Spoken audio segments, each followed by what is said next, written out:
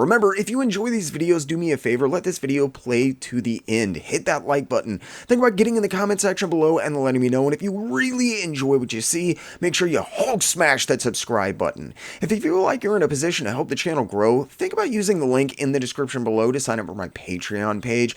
Patreon and other donations do make these videos possible. If Patreon is not your thing, but you still want to support the channel, you can sign up for membership right here on YouTube. And if that's not enough, you can make one-time donations using the Ko-Fi link in the description, or you can even pick up your very own JerkComic shirts like the ones you see on the screen. But now, let's get into it.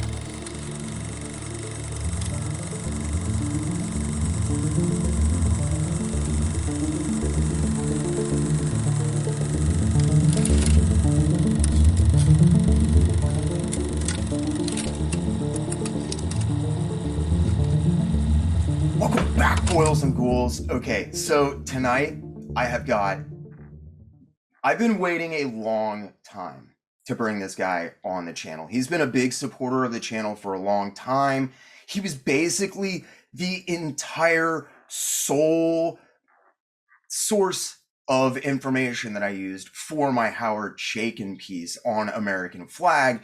And we kind of met after that and started to, just discuss and talk back and forth. And Ho Chi Anderson is one of the most intelligent and interesting comic book guys I have ever had the opportunity of meeting. And I'm really excited to get into his career. I do want to give you guys a heads up. A few years ago, Ho Chi did an interview for Cartoonist Kayfabe. It is a shoot interview. In it, he shows off original artwork. He goes into excruciating detail about much of his incredibly intricate and interesting approach to how he creates his art. So I highly recommend that you guys also check out the shoot interview, because this is going to be a supplement to that shoot interview. I'm not going to be Ho Chi over the head with a bunch of questions that he's already been asked and answered, guys. So if you enjoy this interview, or if you just haven't seen it, I do highly recommend checking out that interview just for a wonderful primer on one of the most preeminent talents in independent comics that I have ever had the pleasure of coming across. How are you doing tonight, man? Thank you so much for being on the channel. Roman, that was a beautiful introduction, brother. I don't know that I deserved any of that, but I'm grateful that you took the time to say those words, man. I'm really happy to be here. I'm a big fan of the show, as you know. I've been following your work for a while now, and I'm just chuffed to be here. Really pumped. So yeah, happy to talk to you. Thanks so much for being on. I came across your stuff really early on in my life, and for a long time, it was before I really started putting names and faces to everything. I wasn't chasing artists and writers and stuff. I just knew I worked at a comic shop, and whatever jumped off the shelf, jumped off the shelf. And from a really early age, your stuff always attracted me. You have a very interesting approach to your to the creation of your physical art. And I'm curious, how did you get into comics to begin with? Because you seem to come from several different backgrounds, and I'm very interested where your headspace was at when you were coming into the industry, and how you were kind of introduced to all of that to begin with. Right. Well, I mean, they were just something that was around the house, and that was around, and my friends were interested in. I don't ever remember a time when I didn't have comic books around. My parents were, at a certain point, they became less encouraging, but initially they were really encouraging of me reading comics because I was reading. They were just excited that I had some form of literature in my hand, that I wasn't just totally, which I was, by the way, I wasn't just totally obsessed with television. But at a certain point, my father was just like, you know what, I think you're reading too many of these things. I think I'm going to have to restrict your access to comics. I don't think that worked out in his favor, but I remember that conversation with him really well. I've said this 1,000 times. I became obsessed with Star Wars when I was a kid, and it opened a portal for me of visual storytelling, of science fiction storytelling. I was obsessed with that world when I was a child, and I I was afraid of the notion of going out there and getting a 9 to 5 job and having to get up early in the morning and leave the house and go to some job where a boss was yelling at me and telling me what to do. I just knew from the start, I don't want to have anything to do with that world. And I figured if I became a cartoonist or somewhere in the arts, I somehow intuited that it might allow me to kind of write my own rules a little bit. And for the most part, that's sort of worked out, I guess. Yeah. So yeah, they've been with me from the start. Interesting. And can you talk a little bit about your background as well? You know, I know you come from a lot of guys that work in comics are very entrenched, born in America, you know, very set in a certain masculine headspace. Sure. And your work has always, I don't think it's abrasive or fighting against that in any kind of way, which is one of the things that always attracted me about your stuff. You're like Dwayne McDuffie. You didn't rub people's faces and stuff. You simply had stories to tell, and they Yeah. happen to be different stories. Yeah. Can you talk a little bit about that? Wow, I love that you mentioned Dwayne. Dwayne is like one of my influences, one of my idols. He's a guy I got to work with early in my career, and I sort of realized what an honor that was at the time, but I realized even more as I've even gotten even more immersed in his career over the years. What an honor it was just to get to meet the guy and argue with the man and agree with him, and like we had a bit of a journey, me and Dwayne. So I respect for that shout out. Um, I don't know what to say. I just I had the stories that I wanted to tell. I'm a guy. I still like, guy stuff. I still like, sort of more traditional masculine stories and storytelling, but that's certainly not the be all and the end all of what I'm interested in. And I always had an interest in, even though I grew up reading Marvel and DC stories, and and consuming the greater American pop culture of the time. I always had an interest in, I was from Canada. I wasn't from America. So even though I was consuming a lot of American culture, and I was born in England before I even came to Canada. I came to Canada when I was 5 years old. So I had these two perspectives. I was getting bombarded with American culture, and I loved American culture, but I wasn't of the culture.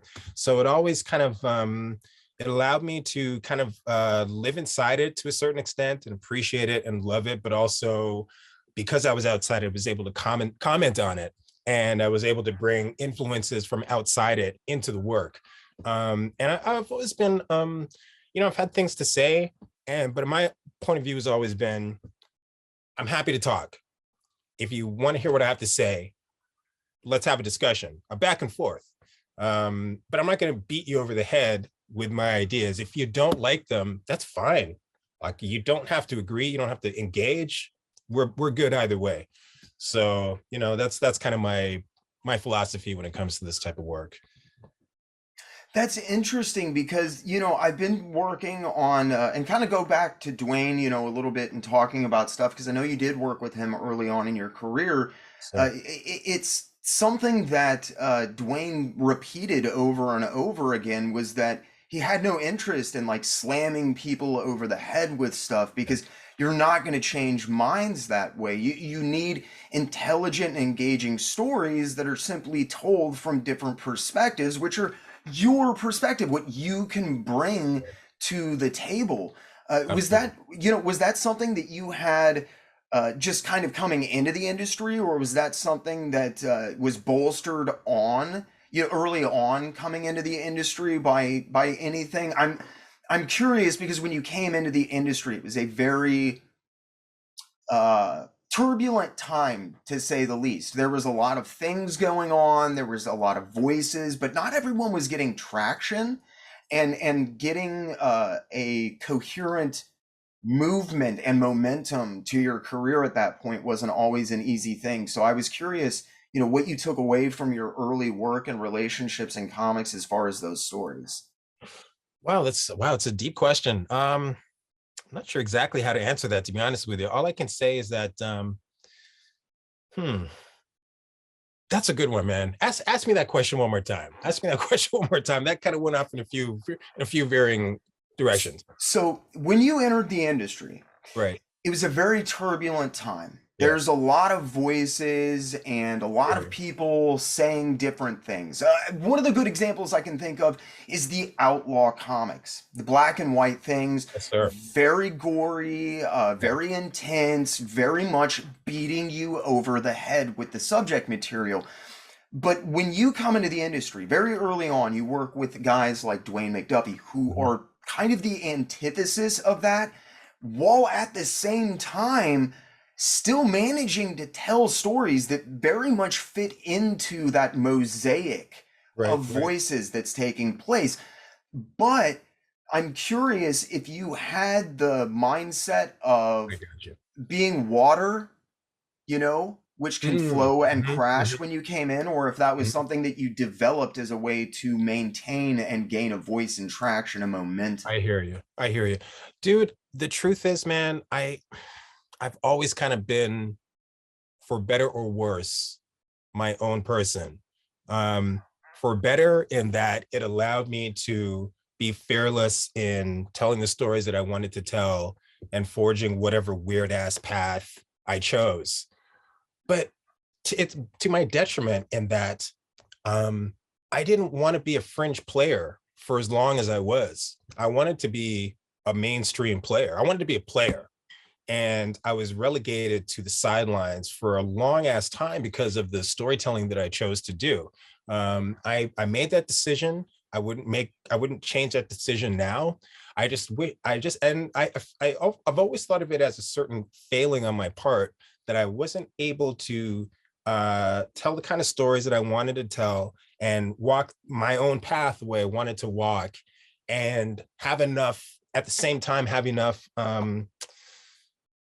chops, honestly, to attract a bigger audience. I was never as good. I think I've gotten to a pretty good place in my storytelling today, but starting out, when I look at those early works, all I can see are is a person with a lot to say, but no idea exactly the right way to say it in order to appeal to as wide a readership as they wanted. Because again, I never was interested in being a fringe player.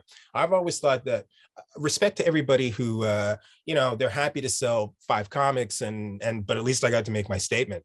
I've always been interested in communicating with people.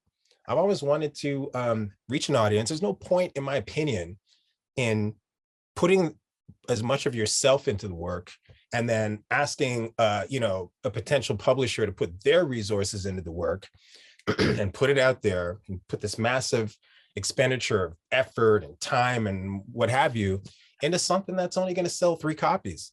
I've always wanted to be the guy who could actually justify your efforts and also the reader's efforts in seeking the stuff out and putting their heart, their time into reading the stuff.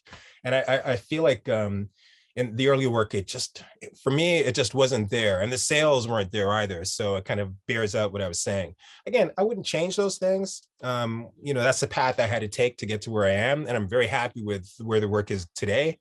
I just wish I could have been more like Jaime and Gilbert, Hernandez, who had a following and had this incredible skill set from page one in their work. When you look at their early work, it's still just spot on work. So, but again, no complaints. I wouldn't change anything if I had to go back in time, to be honest with you.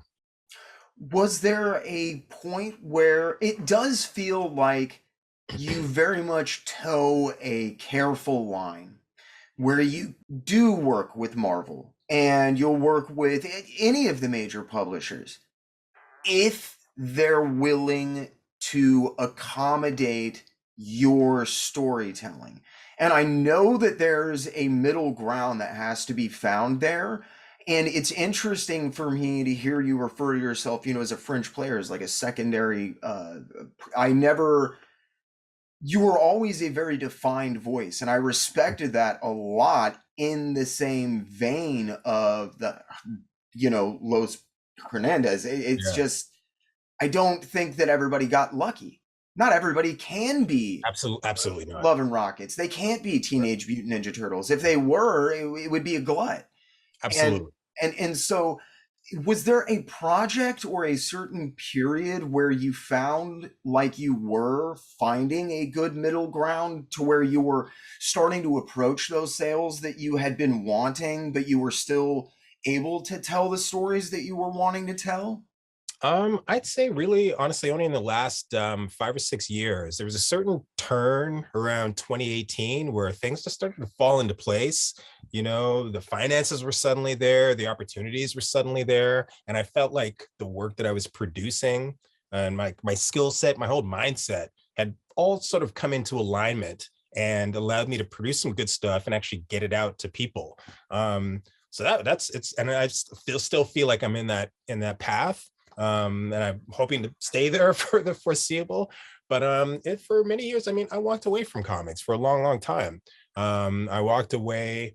Gosh, I walked away in the mid '90s to become a commercial illustrator for a while. I walked away in the 2000s to become a reporter. I walked away again when I decided I was going to finally get into filmmaking and went to film school and then joined IATSE and did all that stuff that I did for a while.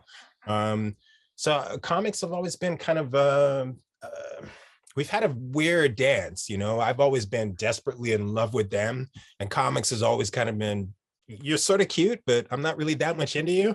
And, you know, and lately it's been like, okay, it's sort of looking a little bit better now. But I don't know why these things go the way that they do, but that's just been the path that I've been on. But again, I don't mean to sound like I'm complaining, because these things all happen for a reason. I'm really grateful for the fact that I was able to kind of step away and prove to myself that I could make some money and forge a career and an identity outside of this thing that I thought I was so, that defined who I was for such a long time. And knowing that I wasn't solely defined by this thing um, allowed me to kind of to walk away from it and then to come back and feel, just feel good about it. You know, just I'm happy to be back doing comics. I've never done them full time and I'll never do them full time, but the stuff that I'm just happy every time I start working on a script, or I sit down at my drafting table and I have to work on a page. There was, for a long time after I started, before I started, I loved it so much, and then the realities of it kind of took the love away for a long time.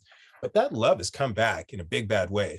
Um, Not to the point where I want to be doing like monthly comics or anything like that. I'm not like, you know, I'm not Jock who can like write and draw a Batman comic every month or whatever, which I admire. I don't have that in me, but I do still have that love and that desire to give it my best and to give it my all.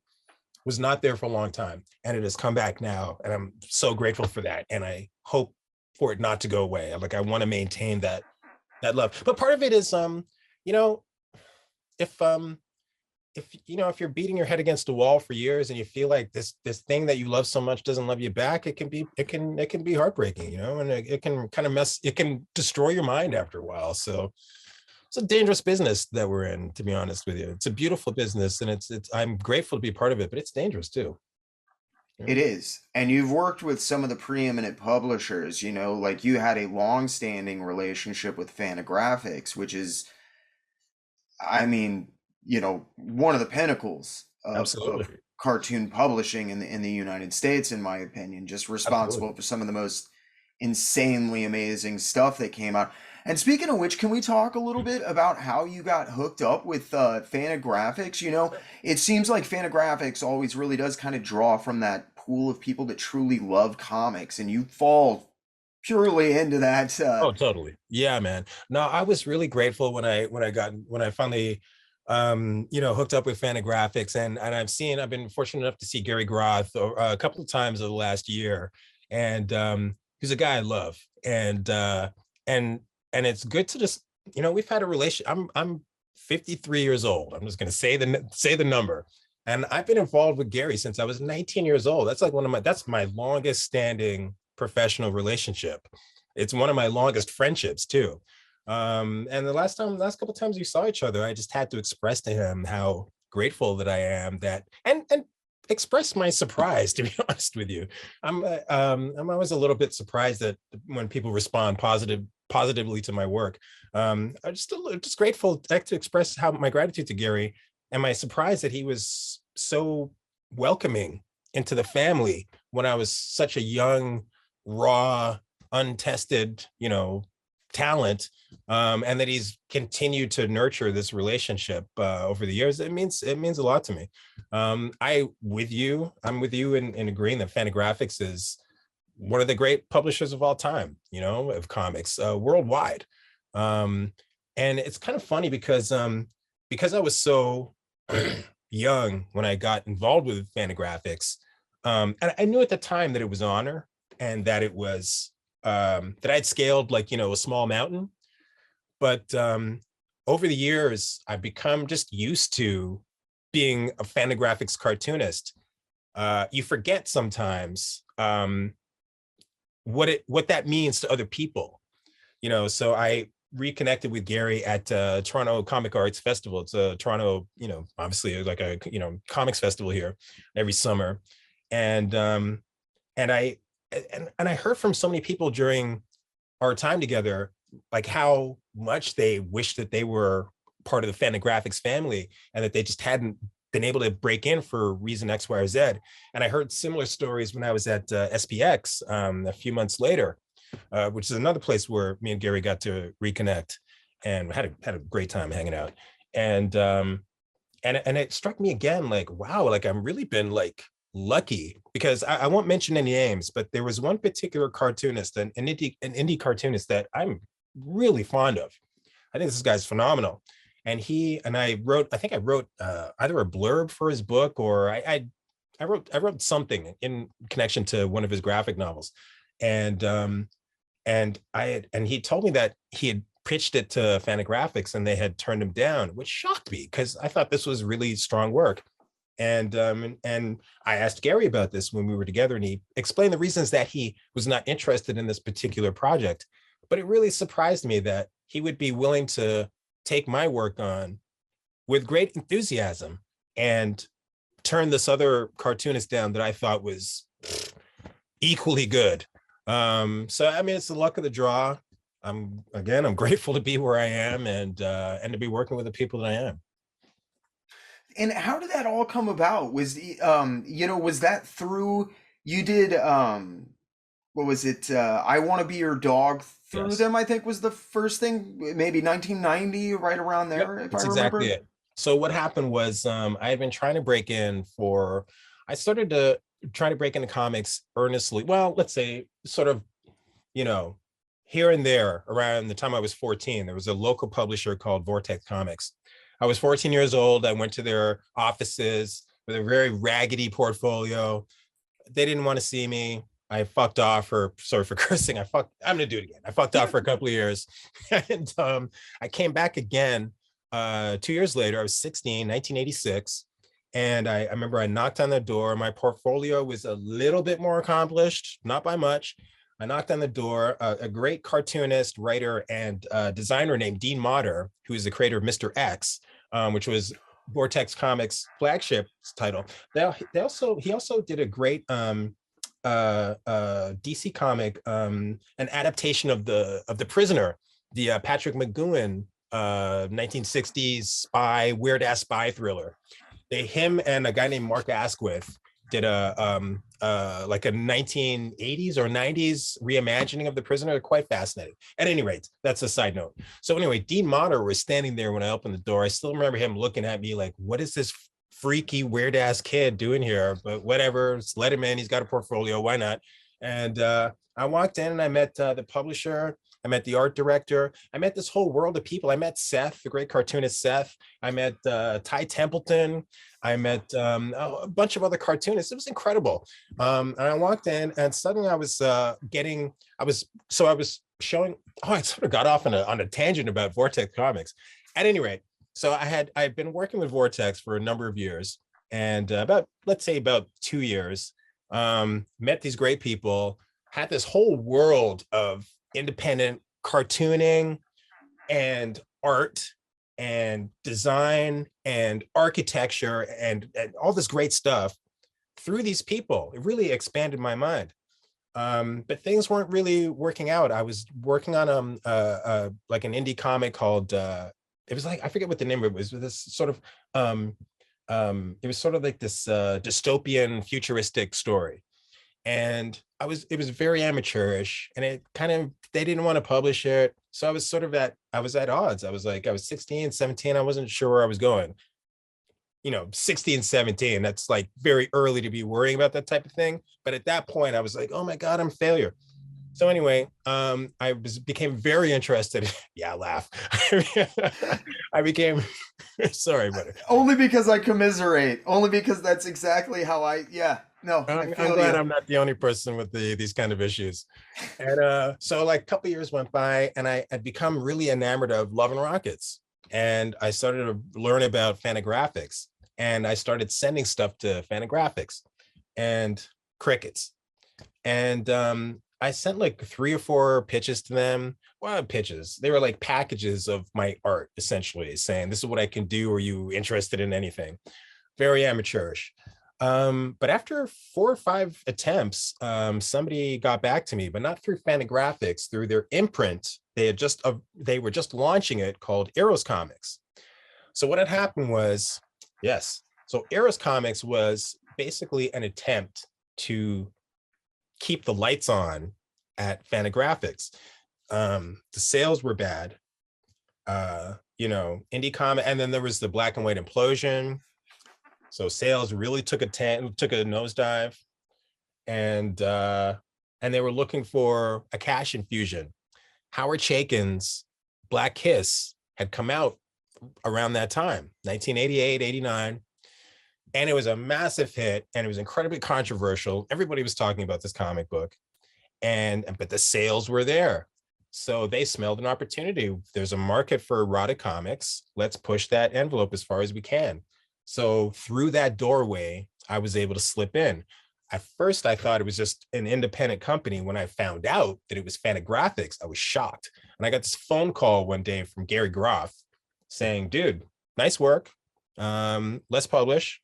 And if you're interested, I know you're a Black creator. I want to do this Martin Luther King book. Any interest? I said yes. And through those 2 books, we forged this long relationship that we've had. So it's been a fun ride. And you went into excruciating detail about that book in your shoot interview. I highly recommend anybody that enjoys that publication or wants to learn more about it, go and check it out. You got original art out. You talked about your process of doing stuff. It's incredible to see how you approach your art and the composition, and you think outside of the box, and it's anything to accomplish it seems like what you have up here, and translating that onto the paper. I'm very curious about how that whole process came about. Do you just come from learning stuff yourself, or do you have a fine arts training background? Unfortunately, I am an autodidact. I did take, some lessons here and there, but my real school was my obsession. I couldn't stop being a creative writer or artist. It just was in there. There was no turning it off. I didn't try to turn it off, but had I tried to turn it off, it would have been unsuccessful. So a part of me wishes that I had actually had more formal education. That's just not the way that played out. I got formal education in filmmaking, essentially, but not in comics or drawing or writing. I just did that shit constantly. And if you do something relentlessly, you start to get kind of good at it after a while, And so that's my story. I guess, but your process, some of the ways that you construct your pages and the way that the processes that you use to attain your colors, and my God, man, looking at the processes that you were talking about that you used on Godhead for some of those pages it was beautiful. It It's was it was beautiful. I really commend you for coming at that from an outside perspective and figuring that stuff all out on your own, like how to accomplish exactly what you had in your head and get that down on the page. Yeah. Well, I mean, you don't always get exactly what you had. I'm sure you're an artist as well. And I'm sure you've had many times where, the piece is successful in and of itself, but it's not quite what you started out, what you imagined you were going to create when you started out. I mean, I'm sure you can relate to that. So, you know, there's being too prescriptive and too rigid is, I think, a mistake in our line of work. I think a lot of the times you have to, one of my favorite artists is Bill Sienkiewicz, which is not a surprise. And and if you've ever listened to Sienkiewicz talk, or if you've ever seen any of his videos where he's drawing or painting, I was, this, maybe I'm wrong about this. I'm obviously not inside the man's mind, but I've always gotten the impression that with him, it's, he may have a certain conception in his mind, but the painting will take on its own life and will lead him down its own path, you know? And I suspect he's at times doing things that he didn't anticipate he was going to do. You know, maybe something fucked up and he managed, oh shit, maybe I can use this swerve into my advantage. And I that's, you know, that's been my path as well, you know. Eventually you can get the stuff to be, you go in with an idea, and eventually it will, if you're persistent enough, and, you know, if you have enough skill, you will get to a place where it's a presentable piece. But you don't always, it's not always exactly what you intended. And a lot of times that's good. You know, I sometimes, even though in the moment it's kind of scary because you want to be good and the stuff is not good, and you're like, oh my God, I suck. But then once it's done and you sit back, you realize it's the shock of it and the surprise of it is part of the what makes it, you know, worthwhile. So I don't know if that answers your question, but no, it absolutely does. you know? It absolutely does. Bill Sienkiewicz is one of those guys that blows my mind every time I see him. I saw him do a painting live at one point, Oh wow. and like he had this clear solvent in a Yeah. bucket next to him, and he finished this beautiful, all this line work, this intricate hatching and this composition, and then he just takes a rag of this Yeah. solvent, which he then says I think was either bleach or gas, and he just and the whole thing starts melting. That's a And Bill's wow. got his, you know, he's got his brush, and he's just madly throwing stuff and moving, and you're like, none of this is planned, and yet every movement is planned. And Right. and that's the kind of conceptualization that I always saw behind your work as well. It Interesting. was like you, it's not necessarily that you guys both have a multimedia or a painted approach or anything. It's just your composition of building and adding to illustrations until they are where they need to be to Yes. accomplish what they need to be. Yeah, that's correct. So we talked a little bit about Vortex. You know, you kind of went off a little bit, and you mentioned some names there that I am intimately familiar with. People my age, your age, I think Seth, legend. I mean, Yes, that sir. guy was on TV shows like the Sci-Fi Network when they had their anti-gravity room. Like Oh yeah. I remember seeing him on the same episode as Art Spiegelman. I Oh mean, wow. like, yeah, like Seth is really out there, but then he just kind of has evaporated.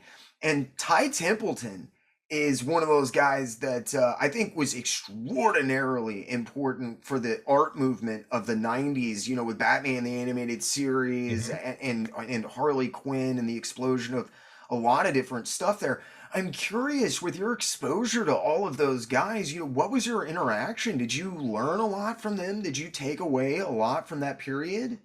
Absolutely. Oh my God. That was like my comics college, basically, going to hanging out at Vortex. So my experience with Vortex was, you know, like I said, I went there when I was 14, nothing happened. Went back when I was 16, met Dean Motter, which was awesome.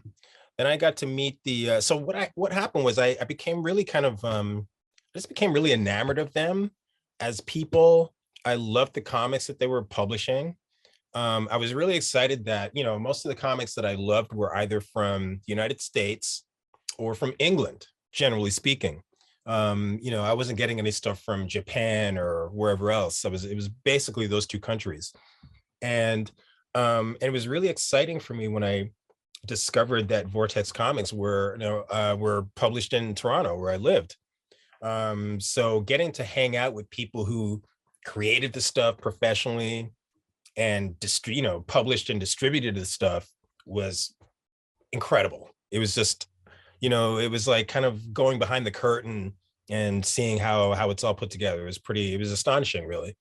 And so I started hanging out there all the time, and I would go home, I would spend like a week or two drawing stuff, and then I would go back and just show them my improvement and just get tips from them, hang out, just meet people, learn shit. And there was always so they had like a brownstone in downtown Toronto, and there was always like a lot of activity there. The brownstone was their offices, essentially, basement, first floor, second floor, different stuff going on every floor. And I would go there and show some stuff, and then I would just hang out. They would show me like stuff that they were working on. So I would see original art. I would see color separations. I would see, designs. I would see, there was like the original artist of Mr. X was a guy named Paul Ravache. And I remember there was like a drawing that he had done of Mr. X on like a marker board on the wall that was there the entire couple of years, whatever it was that I was hanging out there. That always kind of struck me. It was just this character had become sort of iconic, at least in Toronto. And see these early designs, raw designs right there was really fascinating. And on one of my first trips there, I met Seth. We remain like friends to this day. But he really impressed me at the time. One, because he's, magnificently talented artist, and he was back in 1986, but he was just an interesting, cool dude, he's just a fascinating guy. And especially in 1986, before he became more associated with his sort of 1930s, 40s look, he was like this really like up-to-date punk rock kind of god, man. Like, he was a fascinating guy. The first time I saw Seth, he was walking out of the Vortex offices with this beautiful woman, and I was walking up the steps, and he had this gray suit, and he had this big shock of like white hair, and he just was fascinating to look at. And he struck me. And it's so much so that I based a character on the comic that I was pitching to Vortex Comics, like based on Seth's look at the time, with the gray suit and the big hair and the whole nine. And then so every time I would go back there, he was, not every time, but often he would be there, dropping off Mr. X art, so I get to see some of the original art. And I remember one time going there, and he knew that I was going to be showing up, or he had taken the liberty of making some photocopies for me of Alex Toth art. And that was the first time that I'd ever seen or heard of Alex Toth. He's like, "Here, man, check these shits out. You probably like these." And my mind was blown. I still got those photograph copies to this day. I know, right? And he gave me like a bunch of Bravo for Adventures, like the whole Bravo for Adventure run. And he gave me a bunch of stuff that he had done with Archie Goodwin. And so this was all part of like my comics education, just being exposed to all these ideas, artists, movements that I had never thought of, considered, any of that. It was quite the education in a very concentrated span of time. And they were the first people that introduced me to Art Deco. They were like fascinated by Art Deco, books about Art Deco. The whole Art Deco mentality permeated Vortex Comics at that time, reflected in Mr. X, which is like the big Art Deco book that they had out at the time. And so that was like all that, again, was like a huge education. And what it showed me was that comics did not have to be guys in tights. I like guys in tights. I'm doing a guys in tights story right now. No disrespect to guys in tights, but they don't just have to be dudes in tights. They can be anything. And that was the first time that I realized that. And I still remember having this conversation, leaving Vortex Comics with Seth one night, and another dude, his name, I'm sorry, is kind of faded from memory. And we talked about, Seth was telling me how much he loved like John Byrne comics. And we talked about Ronin, which is one of my all-time favorite comics. And it was kind of surprising to me even then, because I had already associated him with stuff outside the mainstream, and have him talk about his former, I think it was at that point he'd kind of gotten over him, but have him talk about his love of Frank Miller comics and John Byrne comics kind of was surprising. And then So I went to a party, that's some like industry party at Vortex Comics one summer. And um, I went there to this party with a friend. Ty Templeton was there. And me and actually, you know what? That's not true. I mean, that story's true, but I was gonna say that's not how I became friends with Ty. I actually became friends with Ty because I used to go into a comic store in Toronto that a dude worked at, and me and this dude worked there, became friends, and he was one of Ty's roommates. So I had a connection through Vortex with Ty, but I'd never actually met him. I'd only met him when I became friends with his roommate. So I would go to his studio, and he was doing work for Vortex. Of course, he was doing a book called Stig's Inferno, but he was also doing stuff for DC Comics. So that was the first time where I got to see a DC board. First of all, this big, beautiful Camelot size. They used to call them art board on beautiful Strathmore paper.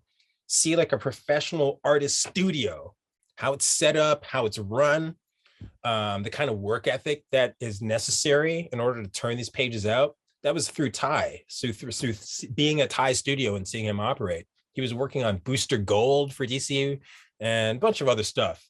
And then his friend, his roommate, who was my friend, I'm reluctant to say his name just because I'm reluctant to say his name for reasons it's not really important. But he was a DC inker. In addition to his part-time work at this comic store, he also was doing part-time inking for DC. And he was the first guy that I ever worked for in any professional capacity. I started out as an assistant. Like, it's kind of a dying thing these days. Chaikin talks a lot about kind of paying it forward by employing assistants. Come into my studio, I will teach you what I know. And he famously has said, I will get you to do better work for me than you do for yourself. That system, I don't know, is really a thing in comics anymore, but when I was starting out, it still was. And so I started out doing backgrounds, inking windows and borders and filling in blacks and that kind of stuff for like $13 a page. Not very much money, but it gave you the access to the professional materials and to the actual work, it just gave you a sense of how it all operated. It was really great.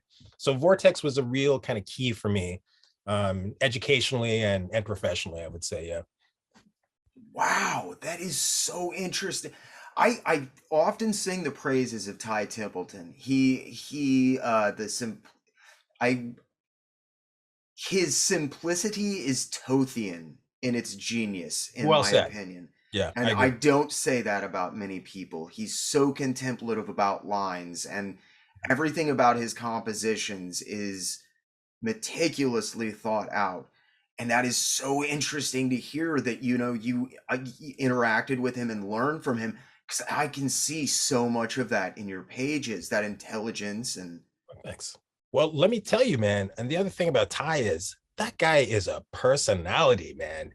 He is one of the biggest personalities I've ever run across in comics. I don't know how to describe it. He's just a big personality. He's a funny guy. He's always got a quip. He's always kind of the one kind of dominating the conversation. I don't mean that in an obnoxious way. He's just got twice the personality that you and me have. He just does. And he's the son of a famous cartoonist, Charles Templeton. He's a fascinating dude if you ever get to talk with him or interact with him in any way. I've been wanting to get him onto the channel for a long time. It gets me. He's one of the few guys that I can point to where, like, back in the 80s, a lot of the guys that broke away for independent comics and that kind of thing, they would often cite, like, hey, man, if you're going to take my design and make a t-shirt out of it, just send me a t-shirt, please. Right. I don't want like $1,000. I know I'm work for hire, but send me a copy of this. And like, I follow Ty pretty heavily because of the Batman the Animated Series, and Right. that just being such a big part of my life, and he became very ingrained in my mind. But he's second generation, and it's interesting to hear that he's such a bombastic personality, because half of the posts on his page are like, oh man, look, somebody sent me a picture of my art on this towel. Anybody know a Walmart that carries it so I can buy it for myself? And it breaks my heart, because he's the guy that I point to where I'm like, he's Jim Aparo. Mm, He's Jose Luis Garcia Lopez. love him. The guy that when you think of these characters, you don't think of Bruce Timm and Paul Dini. You're actually thinking of a Ty Templeton drawing. You don't know his name. People don't talk about him, and DC doesn't even send him a fucking comp copy of the stuff they put his. Are you surprised? No, but he's one of the guys that I point to where I'm like, Harley fucking Quinn would not be a thing without Ty Templeton. Correct. His comic work made that possible. He dragged her into continuity, guys. Like, Ty should be a household name and he should be getting comped off. He's just one of those guys that I often throw out as a, and I always figured it was because Ty was too laid back and he never threw a huge shit fit about, I want a copy of that, towel and stuff. Ty didn't strike me as a huge shit fit type of guy, but he's definitely, I wouldn't describe him as laid back. That's what I'm saying. Yeah. It's interesting to hear that he's a personality. Yeah, it's makes me even more interested to talk to him. I'll say that much. Dude, if you get him on, man, I would be very curious to watch that interview. He would be a fascinating interview. I guarantee it. It's just getting to him. He's got layers, because he's very professional, but yes, he is. Usually once I whittle through those layers, if I can get somebody to watch an interview or watch an episode, they're like, oh, okay. I maybe could set aside a few hours. I think you'll get to Ty eventually, man. I don't think that's beyond your abilities. Absolutely. Fingers crossed. So anyway, getting back to you, I really appreciate you getting into Vortex. That's really interesting. You also had a relationship early on. I remember you did some stuff for Deadline when it came to the US for Darkhorse. I was curious how that came about. Yeah, this was I'm trying to think. My very first comics work was for Comico. It was Grendel stories for Comico, working with Matt Wagner, another one of the greats. I've been very fortunate that I've crossed paths with some really seminal creators in my career. And Matt was one of the very first, if not the first. I'm just trying to think if I worked with Darkhorse. Was that? I'm trying to think, was that before Fantagraphics or after? They probably would have been all around the same time. During, because you put out I Want to Be Your Dog, and then I think you did Doe was think the name of the stuff that you did for Deadline USA, and right after that, or even maybe simultaneously with the end of Doe, would have been Black Dogs. Dude, you are well researched, man. I mean, I expect no less. Nonetheless, I'm impressed. Holy shit. That is a deep dive right there, brother. I haven't heard the name Doe in so long. You know where that came from? I was obsessed with, I used to love, I'm blanking on their name all of a sudden. Kim Deal. She had a band called, goddamn. Kim Deal from you talking about Pixies, Breeders? The Pixies, but what was the group that they had afterwards? Or she had with her sister, I want to say? Breeders. The Breeders. Thank you. You just said the Breeders. The Breeders. Yes, the Breeders. I love the Breeders. Totally forgotten about them over the years, but at the time I was crazy about them. And they had a song called Doe. It was in my mind.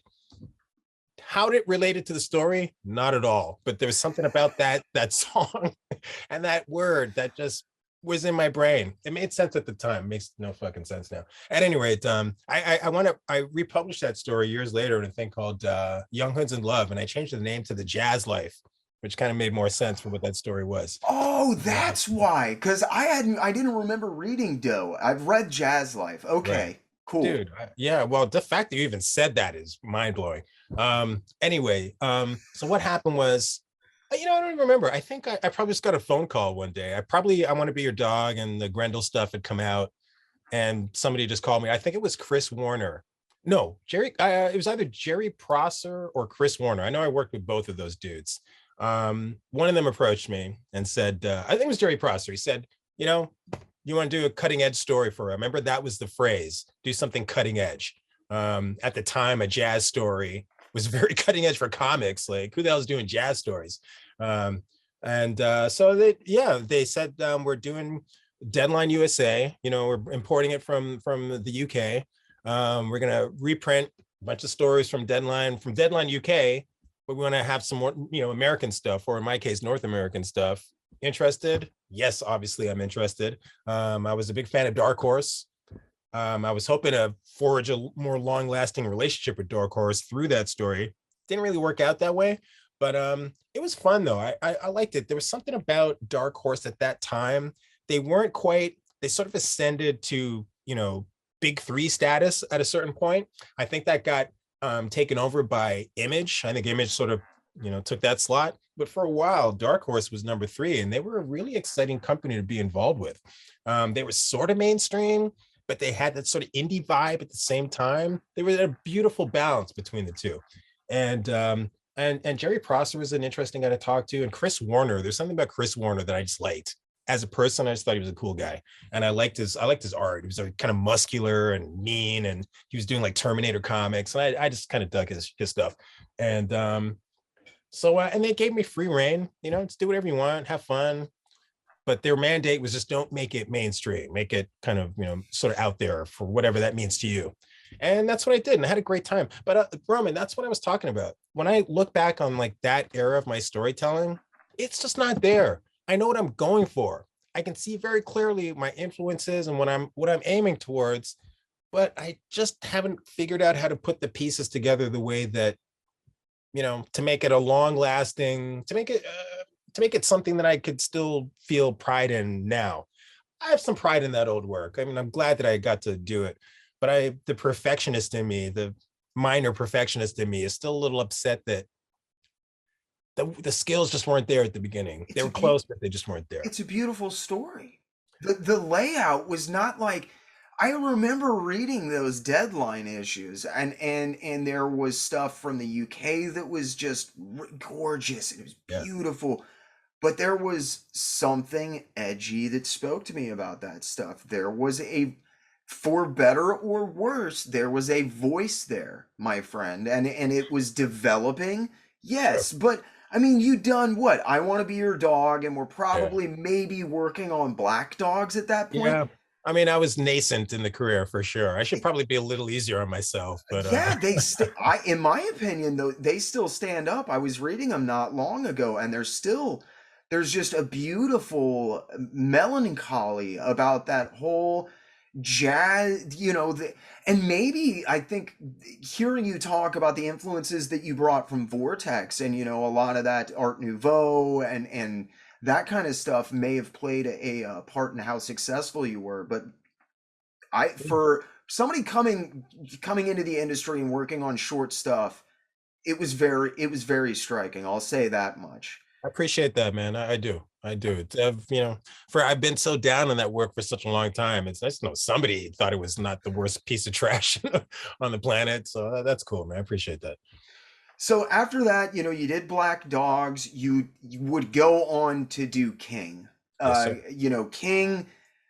We could, in my opinion, we could talk for hours about King.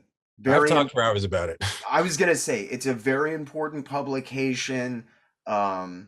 The art for it was so intricate and so thought out. I just felt like every single brushstroke and pen line in there was needed and essential and a part of that book in a way that you normally don't see integrated with the writing, and the writing with the story, and the story with the dialogue, and especially for an autobiographical piece. It is absolutely incredible.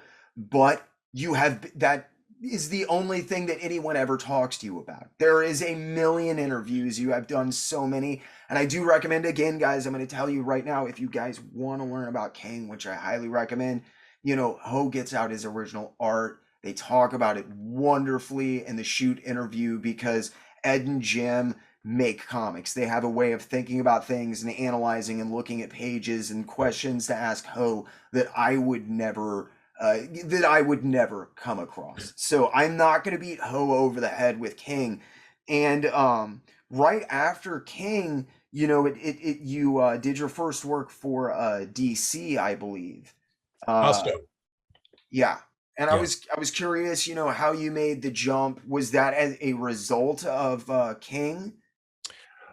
Sort of. Okay, so what happened was around the time King was coming out, Milestone was making its debut. And it was one of the first times where, Black creators were starting to come out of the closet, as who we were. I didn't realize that Keith Pollard was a brother when I was growing up. Like, he was just another artist, and that's great. That's phenomenal. And there were Trevor Von Eden, Billy Graham. I didn't realize that these guys were other, creators of color. And on the one hand, that's cool. I'm glad that they just got to shine and just be creators. On the other hand, it would have been nice to know, as somebody who was aspiring and who thought, I'm never going to get to break in because of the color of my skin. It would have been nice to know. So around the early 90s, we were starting to realize these things. I was starting to realize, Dennis Cowan and Dwayne McDuffie and Joe Illidge and the rest of the Milestone cats, Jackie Ching, they were all coming out and saying, we are who we are, and we're going to tell our own stories. And it was exciting. And the Comics Journal, the great Comics Journal, did an issue about Black creators in comics. And they talked to the Milestone guys. This was one of their big kind of coming out parties. And they talked with me, and there was a couple other people that they spoke with. And I knew that Milestone was becoming a thing. And I remember throwing out kind of like a veiled challenge to them in my interview with Gary for the journal. I don't remember exactly what I said, but it was kind of a shot directed to them, something along the lines of, would they ever have the courage to deal with somebody like me in their storytelling? Cocky fucking son of a bitch that I was. And so lo and behold, Dennis Cowan calls me up a few weeks after the magazine made its debut, and he's like, hey, Big Mouth, do you want to come and do a comic for us? I was like, yeah, dude, I totally want to do a comic for you. Even though I was like kind of giving you guys shit a little bit, for no real reason other than because I was, 20 something. I said, but I totally would love to work with you. And I was already a Dennis Cowan fan. I had gotten myself onto the DC mailing list. I had done some work for a DC imprint called Piranha Press. And through Piranha Press, the editor was a guy named Mark Nevelow, and he just put me onto the DC mailing list for like 6 years. I got every single comic that DC published, and which was awesome, by the way. And through that, I discovered Dennis Cowan's work and become a fan. So when he called me, I was like, holy shit, this is Dennis Cowan, man. It's like the guy who does The Question. Works with Bill Sienkiewicz. Like, holy shit, like, give me a break. I was really blown away. Works with Dennis O'Neill. It was very cool to get this phone call. And then not long, and I think Dwayne McDuffie was probably on that call as well. They were both sort of a conference call. And they just invited me in. And so I did this book called Y Son for them. Had a phenomenal time doing that comic. I've forgotten your question though. How do we get to this point in our conversation? I was just curious, how you got hooked up with them. If it was Right. King was very well Yeah. received, especially by a certain demographic of people. And I don't mean, when I say demographic, anybody who just thinks I'm saying African Americans can fuck off. What I mean is that there was a demographic of us that were looking for something different in comic books, and Right. King was, in my opinion, your coming out party. That Sure. was you coming out and saying, like, I don't just have something to say with my writing. I don't just have something to say with my dialogue, my inking, my compositions, my narrative storytelling, which had come eons by that point. Yeah, I You think were so. like, five fingers makes a fist, and this is Ho Chi Anderson. And King Rock. really felt like that. And I was curious, because Wise Son really did feel like the right Yeah. cross that came after that. So I was curious how that came about. Yeah. So thank you for reminding me. Yeah, man. So yeah, they called me up. They said, you want to do this book? And it came at the right time because well, honestly, financially, King, I mean, it was for Fantagraphics books. All right. You're not gonna, I love Fantagraphics, but they're not the company you go to unless you're Ed to like make shit tons of money. You know what I mean? Like you're gonna make a certain level of finance. It's the nature of the beast. And so King paid me well. Like I think I got paid more money up front than virtually any cartoonist they'd had up to that point. Like they paid me a decent wage for that book, but it still wasn't like, buy a house and, live on the beach, drink Mai Tais kind of money. It was, I had to get out and work. So when I got this call, this was an opportunity to make some decent money doing the thing I wanted to do. So so what the good side was, I got to do this book and kind of, grow a little bit. I have some mixed feelings about the results, but it was still like a good kind of growing process for me doing that book, kind of getting away from moving towards the mainstream a little bit and kind of getting out of the indie world, because I never wanted to just be an indie cartoonist. But at the same time, the problem with that was it took me away from King. So what I should have done is I should have just stuck with King, got it done. Would have taken me about another 2 years to get the whole thing, and then it would have been over. Instead, I did Y Son, and that kind of led me on a path away from King. And as a result, it took me like 10 years before I got around to finishing off the second volume, 10 or 12 years or something ridiculous like that. What should have been a 3-year project ultimately became an 18-year project because of all the goddamn delays. No, that's not good. It is the way it is. It worked out the way it worked out, blah, blah, blah. But in hindsight, I wish that I had kind of approached that a little differently, but sometimes life doesn't give you those options, man. And I had a baby coming at the time, and I had to pay bills. King was not paying those bills. No, so. It was giving you the exposure, and it was getting people saying your name, and it was getting you out there, but it was definitely not the book that was going to be buying you that house on, on the beach. And then with a kid on the way, when Dennis Cowan, Dwayne McDuffie, guys that are getting distribution for the first time for their imprint, because it's sad. There was like a really good Milestone documentary that was in the works before Dwayne died, and it got abandoned, and it's since been finished, and it is on HBO Max now. But it reads more like a vanity documentary at this point. And it doesn't really speak to the realities of the fact that for the first time, African American creators were all kind of pooling together and creating something that wasn't just DC Comics, because Milestone didn't really answer to them.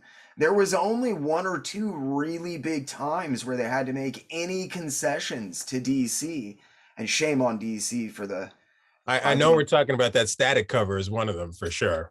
I will never, ever, ever stop being angry about hearing Dwayne McDuffie tell that story. Like, just seeing Dwayne's face when he's, and seeing him say, like, and behind them, right behind them, is this fucking Legion of Superheroes fucking cover. And I know that, and it's a Adam Hughes cover, and it's got his gorgeous, voluptuous women, and it's Namorita's ass, and he's like, I don't even know how you argue with Dwayne. You don't argue. Well, a lot of people tried. So I was curious, what was working at Milestone like? How involved were you with them? I know it was a force to be reckoned with, but I know a lot of the times people were still trying to figure out a lot of stuff that was going on with Milestone and to fit all the pieces together. And some people had a wonderful experience, and other people just had turbulent times there. That's interesting. My experience with them was mostly positive. It was mostly positive. They invited me in. The weird thing is, and we resolved this, I'm so grateful we resolved this before he passed, but me and Dwayne had a very kind of combative energy at first. Me and Dennis Cowan got along great. He felt like a friend right from the start. Me and Dwayne, though, we kind of butted heads a little bit. not in a like a knockdown drag out type of way. And it was not a big thing, but every time I knew it was going to be me and Dwayne on a call, I would kind of be a little, I don't know how to describe it, but I was always sort of primed for, is this going to be the day when we have a fight? Because we just had a weird energy. And the interesting thing was it wasn't just one-sided. Because at first, my experience with Dwayne was I would get off the phone with him and we would have this weird tension between us. We would always come to an amicable conclusion. But in my mind, I was always thinking, this guy's so talented, but he's kind of a dick. And he was always thinking the same thing about me. This guy's really talented, but he's kind of a dick. You know what I mean? And it wasn't until like years after the fact, we hadn't communicated in like 12 years or something like that. And we reconnected through email, and we just said it straight out, like, back in the day, I thought you were kind of an asshole, man. He said, dude, I thought you were an asshole. And in coming to like being honest with each other that way, it opened up our relationship and we were a lot cooler with each other. And I kind of wish we had that kind of blowout back in the 90s, because that would have just made things so much cooler. But that even said, me and Dwayne like worked together great. So they invited me in, like I said. They said, they had certain parameters for Wise Son. They said that, we want to have Wise go off on his own on a solar adventure. We want him to meet this old man who becomes kind of a mentor figure. But within that framework, do whatever the hell you want. And I said, great, I can do that. And so I came back to them a few weeks later and I had a pitch. They approved it right away. They said, get to work.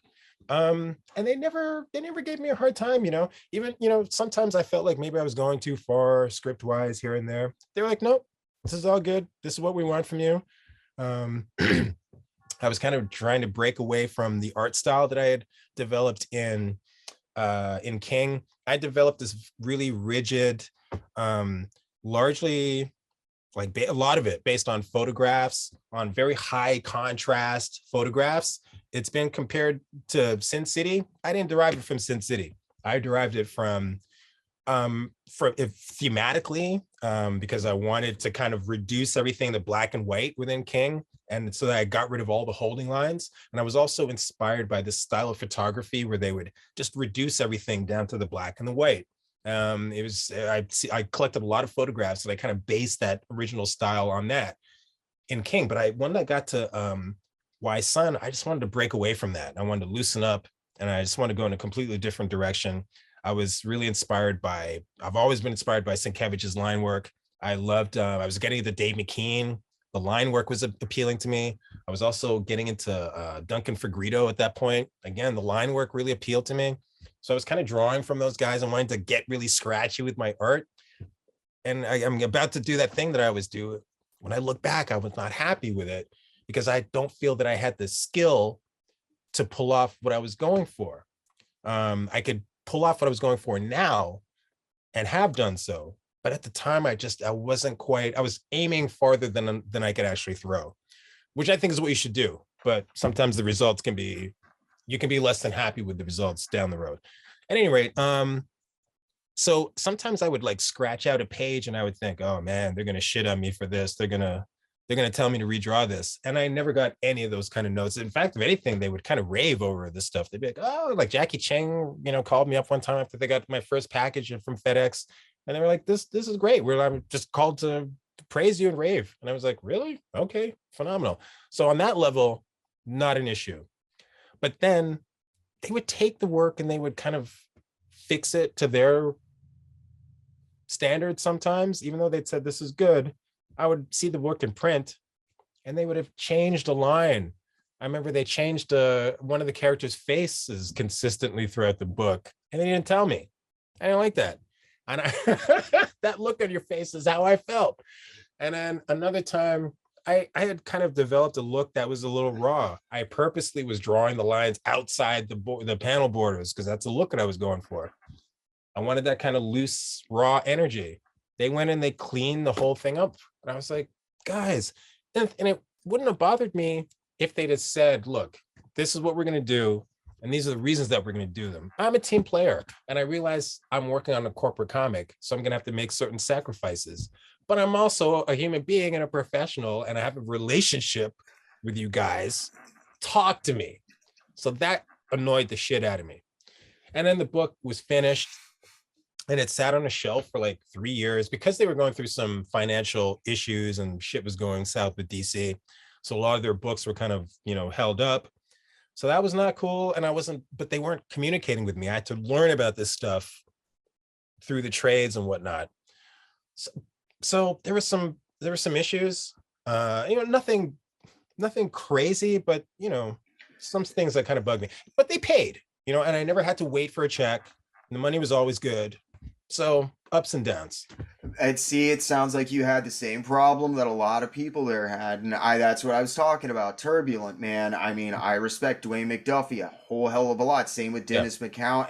Everybody at that company, in fact. Changing the faces on someone's finished art without the decency of fucking calling them as that a was not cool. professional artist is a slap in the goddamn face. And Correct. shame on them. That is nasty. Yeah, I was. That's nasty ball. I'm sorry, I didn't know that. Well, But that kind of falls in line with a lot of the very much, I got paid. They treated me very respectfully. The yes. work was always consistent. And I didn't necessarily have the best time there for a few reasons. Yeah, yeah. I mean, it wasn't an ideal situation, but I've heard of serious horror stories in our industry. I always compare everything to the way Marvel treated Jack Kirby. Anything below that, you're But kind see, of that's coming out what. ahead. But see, that's one of the things that DC did to Jack that fucking sent Jack literally over the edge and made him quit.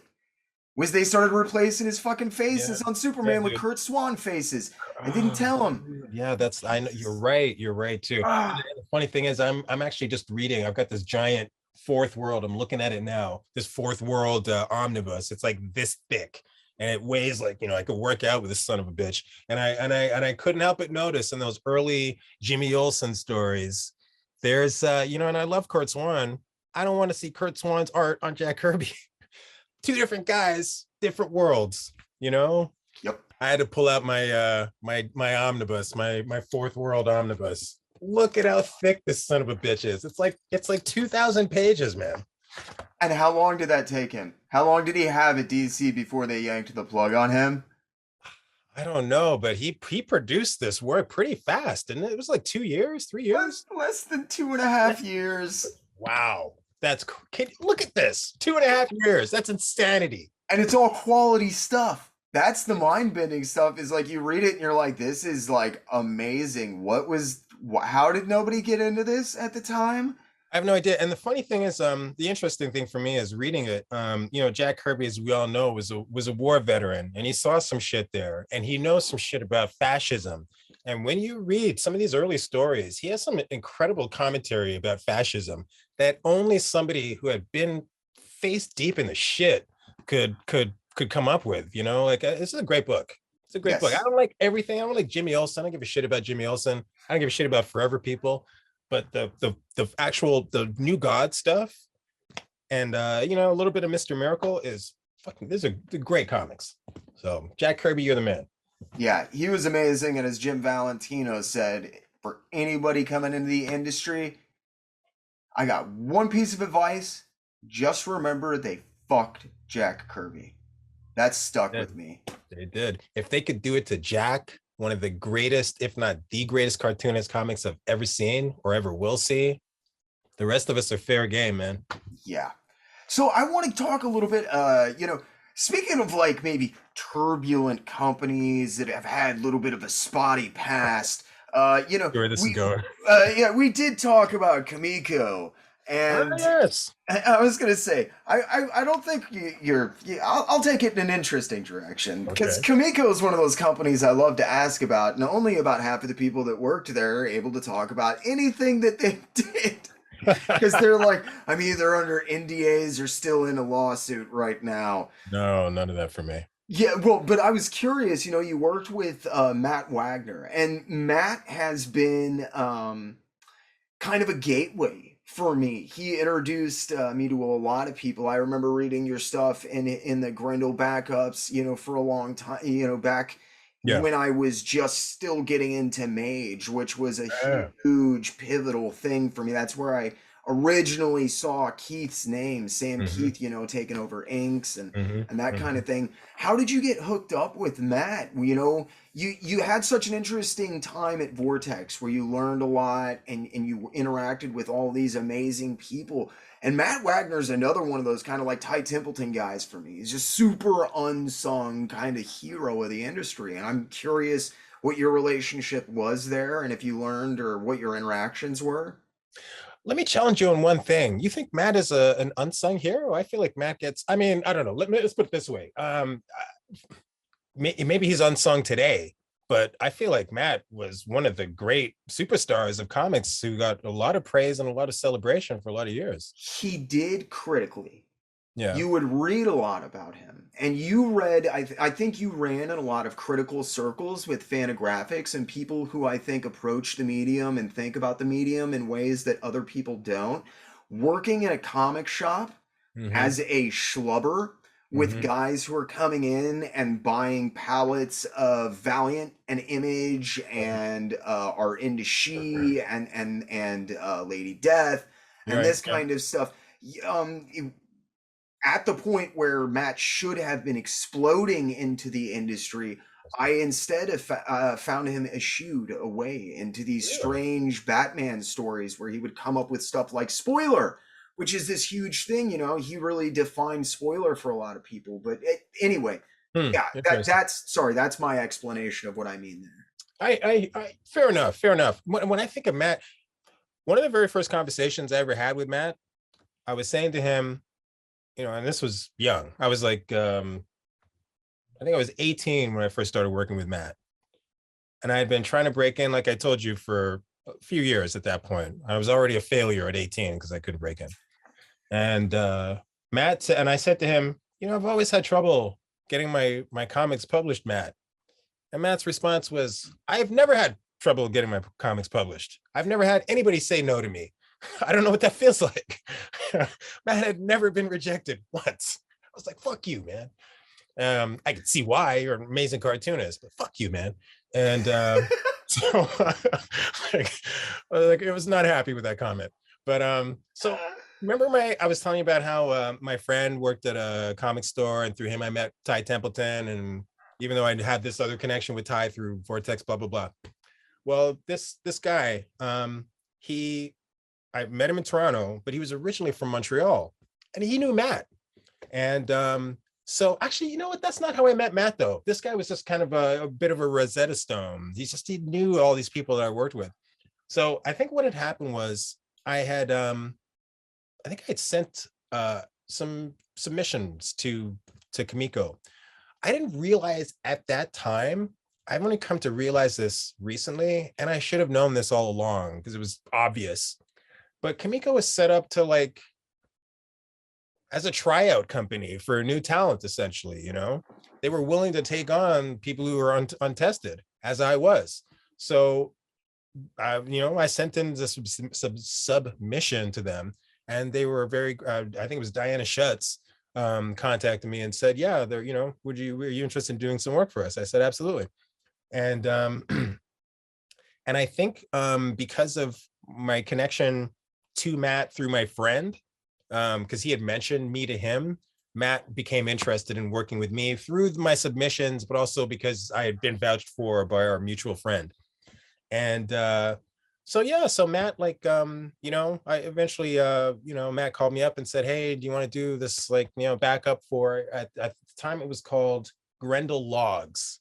That was my very first professional work. 18 years old, 10 pages, written by Matt Wagner. Terrible job. Absolutely horrendously terrible comics on my part from a very good script by Matt. But it was very instructive getting to read a professional script written essentially for me. This wasn't just something that they had sitting on the shelf that like give this, throw this kid a bone, which I had gotten before from some Vortex had sent me a couple of scripts just to practice on that were just sort of off the shelf scripts. But this was like the first one where like, we're going to pay you to do this script specifically. So that was very exciting. And it was very instructive for me because I was already a writer at that point, and Matt Matt was a writer that I admired, um, and it was. But let me back up. I was already a writer myself, but I was a very unaccomplished writer at that point, and I was also very influenced by film, still am, and I was very wordy. I was sort of associated a lot of words with quality at that point. So the stuff that I was writing for myself was just very voluminous in stage direction and unnecessary dialogue. I remember getting this script from Matt, which was a very well thought out and paced and story, very sound psychologically. It was all there, but the writing on the page was just I don't want to say it was like it was minimal. That's the right word. He wouldn't labor over a bit of stage direction the way I would and use a lot of flowery language. He would tell you what you needed to see in the panel in a very clear, succinct, and well-written sentence and move on with his day. And he would just give you just enough dialogue. I was into Chaykin. Chaykin was a very wordy writer, and I've always naturally been very wordy with my dialogue. But Matt would tell you everything you needed in the scene in just a few sentences. It was a real revelation that you didn't need to lift 100 pounds every single time. You could lift 10 pounds and get the same effect. Very instructive working with Matt on that level. And he was just a cool guy. Again, he was just a real, it's been a through line in some of the people that I've worked with. They've just been cool people to interact with. And I remember Matt said something, so it's always stuck with me. But it was the first time that I heard it. The first time I met Matt was at a convention. He came to some convention in Toronto. This was just after I got the job. And I knew he was going to be there. So I went and just wanted to go shake his hand. So I went up to him, and there was a person in line ahead of me. And Matt was talking about how the difference between how we're able to depict sex and violence in American popular culture. And he said, it was the first time I heard anybody say, I could have 10 guys have their heads blow up and blood just splattered everywhere and just gore, and it's fine.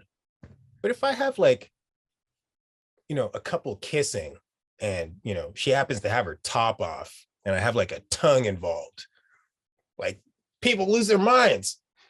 Something as natural and beautiful that we all do, we've all got some experience in, and it's what fuels our us as human beings is bad.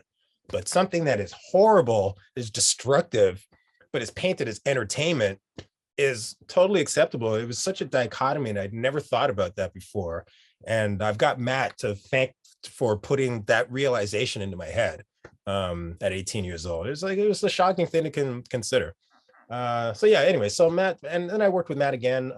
Actually, that's not true. I only worked with Matt on the one time on that script, but I worked with his character. I worked with Grendel again, with a story by Steven Seagal. So I got 2 kicks at the can with Grendel. It was a good time, good training ground. Matt has been a seminal voice for a lot of guys, and I do have to agree with you. I think probably I look at things with a very now-centric view as a historian, because I'm in the midst of research and I'm looking at things and what's posted and what's happening, and Matt just has kind of been, I feel has been lost in the shuffle. But there was a point in the late 80s where he seemed to be the pin. There was Eastman, Laird, a couple other guys, and Wagner was definitely there along with him. He was always in the mix, man. And when I was part of that DC mailing list, I would regularly get Matt Wagner comics, Tales from the Dark Knight, Batman Grendel, which is a very controversial book in its day. It was delayed for years and blah blah blah. The Demon, he was on a real tear with DC Vertigo for a while. He was doing the Sandman Mystery, bless you, and a whole bunch of stuff, and and then Trinity. Remember that was this big Batman, Superman, Wonder Woman comic, which I finally got around to reading about 3 years ago, and I loved. I just read a Matt Wagner book about 4 months ago, Grendel Odyssey, which I don't think is that old. I think it's from in the 2010s, 28, something like that old. It's a fairly recent book. And man, Matt had not lost a step. that was one of the most like inspiring comics I've read in a long time. I devoured that shit. And I just thought, man, I'm just so grateful that this great talent is still in the game, still at the top of his skills as far as I'm concerned. And just kicking ass, man. Like he's a very inspiring cartoonist. I was so happy he finally finished Mage. I'm not even gonna Oh, that's lie. great. I was gonna say I'm not even gonna lie. I might have cried a little bit at the end of that one. I've been reading Kevin my entire life, and I was like, Jesus, I think this is the end of Kevin Matchstick right Oh here. no. Little fucking tear. Like, he's just been a through line, man. It's Yeah, cool man. to hear he is such a cool guy. I always got the feeling that he was very pleasant. And we got a couple of mutual acquaintances, so I'm working on also getting him on the Ah, channel. Because amazing. everybody talks to him about Grendel, which is amazing. And don't get me wrong, Grendel's an amazing series, but I want to talk to him about Mage, man. That's Yeah, the man. series I want to rip apart, and I don't see anybody going after that. I Uh, loved Mage back in the day. The coloring and the storytelling was great, but there was something about the coloring of it that really did a number on my mind back in the 80s. and when Keith came in on the Yeah, anchor dude, and he just started putting those fine, smooth Frazetta and Sudam lines around, oh my god, it was sublime. yeah, But man. speaking of you mentioned Piranha earlier as well. I Yeah. didn't know that you'd done work for Piranha. Somehow I missed that. What was it you put out for Piranha? I didn't put out anything for Prana. Let me tell you the story. All right. So I was I was 19. All right. Again, very cocky when I was 19. And this was actually before I did I Want to Be Your Dog. I had not published anything professionally, but I had been sending work to Piranha Press. I had found out, I think through Seth, about Piranha Press. And I think I got Mark Neville's number through Seth. And so I wrote to him. I said, I'm a cartoonist, blah, blah, blah. Let me send you some stuff. So for the next year or so, I would, every few months, I would just send, it's much like with Vortex, I would just send him whatever I had that I'd worked on over the last whatever, send him photocopies, and he liked my work. He recognized I was a bit of a cocky bastard, but he saw some skill there. And anyway, so there was a lot of back and forth between us. And then one day, he made me an offer. He said, "You want to do this book called Skin Brace?" So Skin Brace was a somewhat Chaykin inspired, because it was written by Lou Stathis. He became was a editor at Heavy Metal and High Times magazine. And then he became an editor at Vertigo. And he was also, and he worked at Vortex for a while. He was the editor at Black Kiss. So so Lou was writing, and he'd worked with Chaykin a lot, obviously through Black Kiss, and there was some inspiration from Chaykin to Lou Stathis's work as a comics writer, and he was working with a guy named Robert Morales. I'm not sure what Morales is up to these days. The last thing I'm aware of, he wrote The Truth, that Kyle Baker illustrated, that black Captain America comic book. Yeah. And that's the last thing I'm aware that Robin Morales wrote. Anyway, at any rate, so they called me, said, "You want to do this comic?" I said, "Absolutely."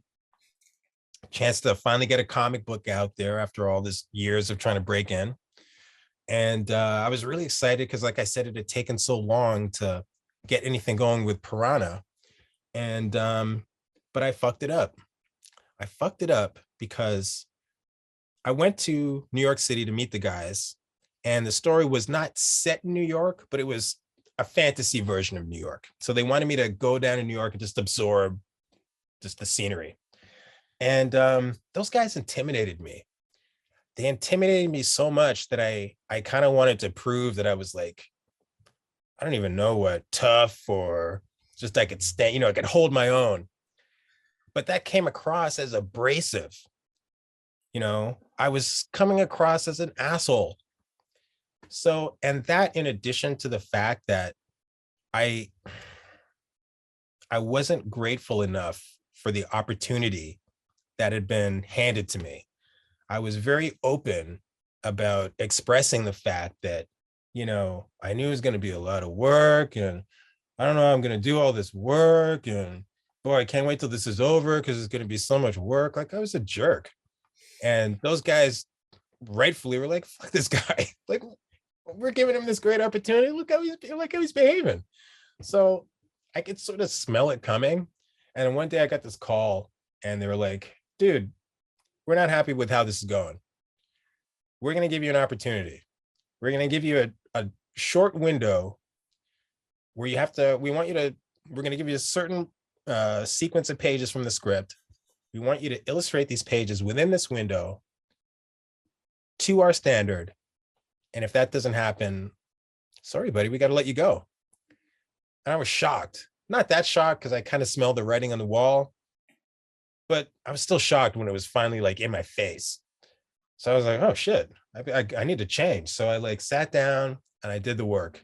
And I thought I did a pretty good job, but they just weren't happy. I think they had already made up their mind when they issued that ultimatum to me.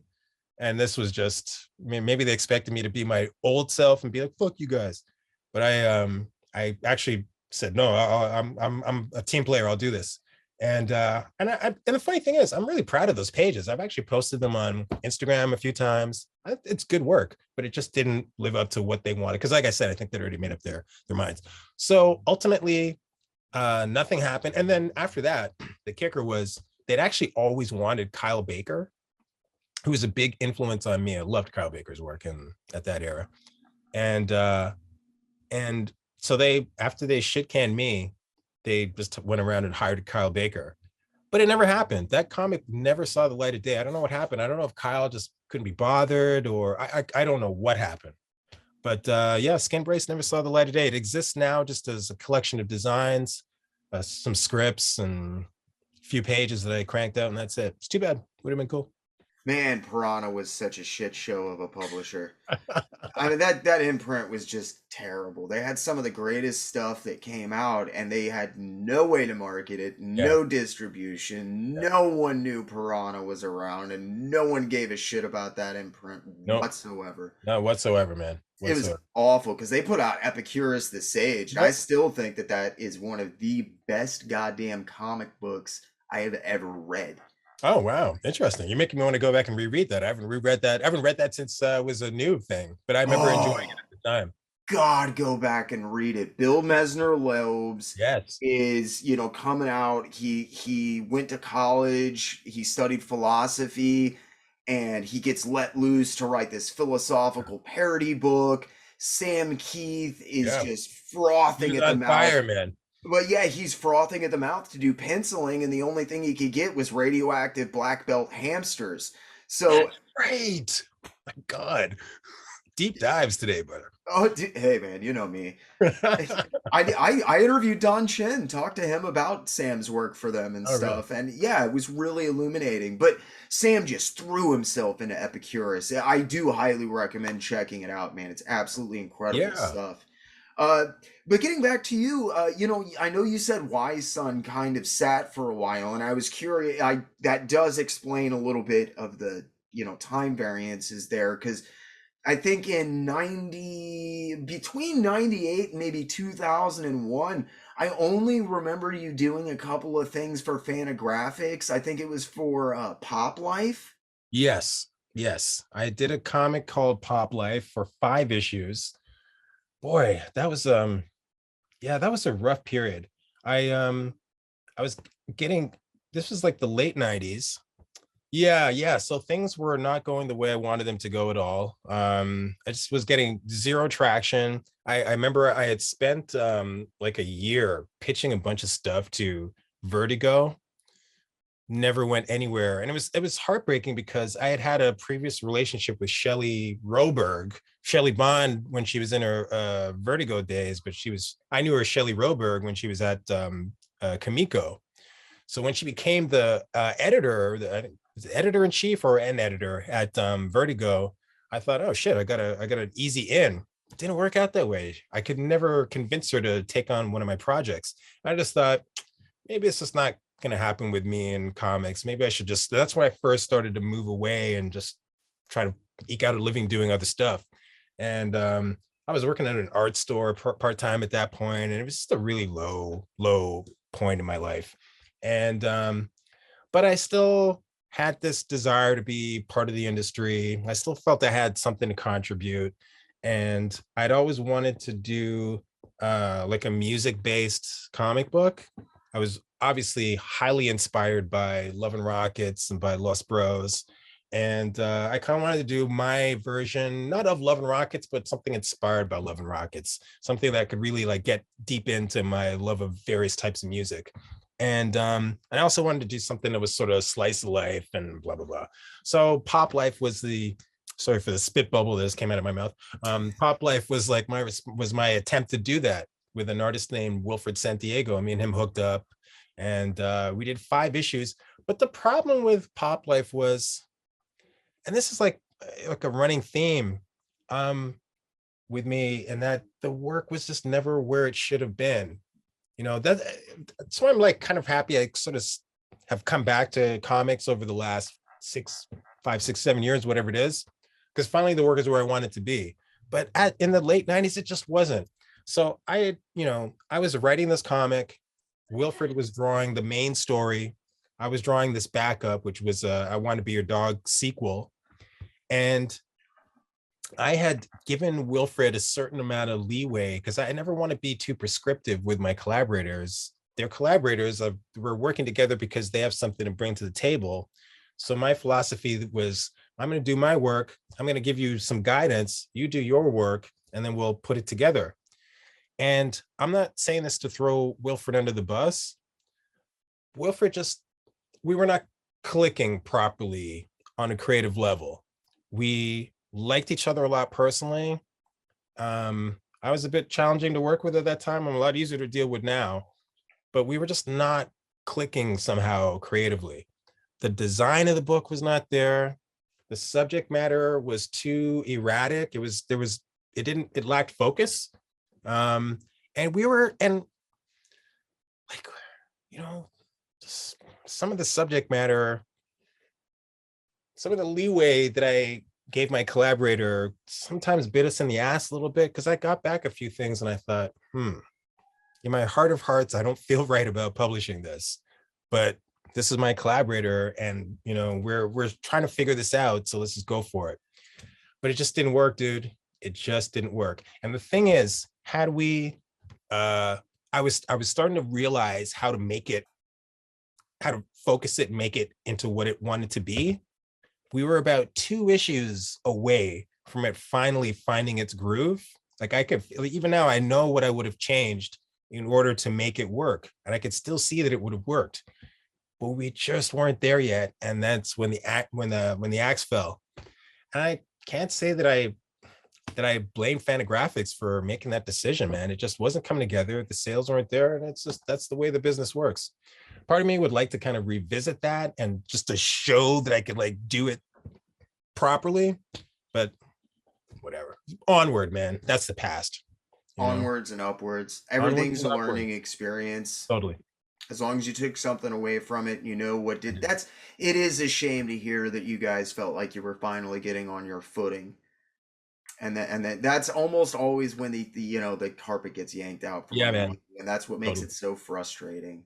Yeah, it was frustrating, dude. But again, like you said, onward, upward, learning experience, And you took a break after that for a little while, and when you came back, it did feel like your batteries were kind of recharged, and I felt like when you came back and you started to tackle King again. Yes.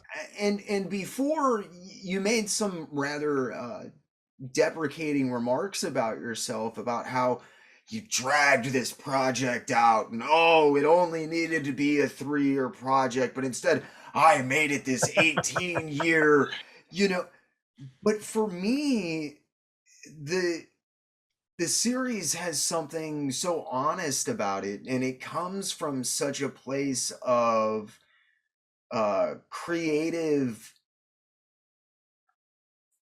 necessity that I don't know if the series could have been forced in that way. I don't know if, with your head being where it was at, well, I'm just not, hitting all the notes that I need to hit. And I'm frustrated with the interior art, because watching that series evolve and unfold and expand over its lifetime, which is what it became, was an absolute pleasure. Oh man, thank you, brother. Uh, Appreciate that, man. Thank you for the work that you put into that book. Again, I'm gonna tell you guys, go watch the fucking shoot interview just to know what I'm talking about when I praise this work and tell you why I don't think this was a 3-year project that Ho made 18 years. I think that this was a 60-year project that Ho managed to pull back into 18 years and share with everybody. And I think that you guys should do yourself a favor and go out and check it out. Following that, I know that you had some ups and downs, but you have come back to the industry. I know that when I asked for a little bullet point of what you were up to, I was like, oh my God. I try to keep up on everything you do. I stalk your social media. I follow your stuff. I was like one of those first guys to send some wonderfully delightful mail to Marvel when they canned that Luke Cage series. Thank you. Let me be very blunt about that one. It's like, God damn, I know why you guys wouldn't publish this. Who the fuck wants Luke Cage that matters? I mean, why would you want that character to say anything? The art was so gorgeous. I don't know why you guys would, dip to lowering the standards of this pedantic ass pedestrian art that you have in all of your books to put something like this out. I felt like you were picking up a lot of steam going into that Luke Cage series. Oh yeah. And then Marvel, pansies the fuck out like they often do. And I want to get into talking about you kind of retooling that into your graphic novel and Yes. get into all of this amazing stuff that you've got going on, dude. So you came back with, I mean, you came out swinging. I'm just gonna put it that way. Like, God, can you talk a little bit about how Godhead came to be? Yes, I sure can. I love Godhead, man. Godhead's my baby. All right, so Godhead actually goes back to when I was working on King 3. This was around 2000. 9/11 had just happened. And, there was the smell of war in the air, the lust for war and revenge. It was just a very kind of scary martial time. And the fear was not restricted to the United States. I sat there on 9/11 that entire goddamn day in front of the television, and I cried and I felt the pain, man. And it was a transformative moment. Never before had we had that level of terrorism on North American soil. There was a previous attack, 9/11 on the World Trade Center some years previous to that.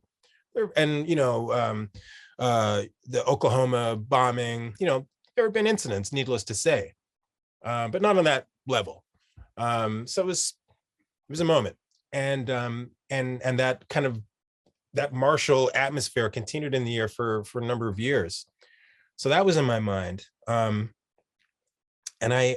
so around that time, I realized, like I said, I was working on King 3. And I was really energized by the process of working on that comic. I had not felt that kind of fire to produce comics since I was breaking in, since like 86, 87, 88, that era where it was the most fun. I just couldn't stop thinking about comics. I'd stay up all night drawing comics and get a few hours sleep and wake up the next morning and just rush to the drawing board. I was crazy about it, the whole process. And I felt that again, man. Working on King 3, I could not stop thinking about that comic. I was just like, oh, I'm so excited I getting paid to work on this thing. It was craziness. And but even though I was so thrilled to be doing this material, I missed the act of creating my own world. I was recreating this historical world, but and I had always, like I said, I started out loving Star Wars. That it was my gateway drug to this world. And I loved science fiction. I loved the Micronauts when I was a child. I loved, have you read the Micronauts? I know you read the Micronauts. Michael Golden, baby. And then That's what I'm after talking Michael about. Golden came Kelly Jones. Kelly Jones, man. hell Absolutely. yes. Fuck yeah. And the great Bill Mantlo was the writer. That was one of my babies, man. And Buck Rogers, that like Glenn Larson TV show, and Battlestar Galactica. Like there was a whole kind of sci-fi subset, like in the 70s that I was really enamored of. That's my whole childhood. And I thought, dude, you haven't, not only have you not created an original story for yourself in a long ass time, but you haven't done science fiction since you were like a kid. And I thought, this is my golden opportunity to like dive into that world. And I love robots. Like I said, I was tapped into what was going on, and sort of like the cries for war in the air. I come from a background where I have family members that tried very hard to indoctrinate me into religion as a child, and I never took. But I see the need for religion in society, and I understand that it's something that we need.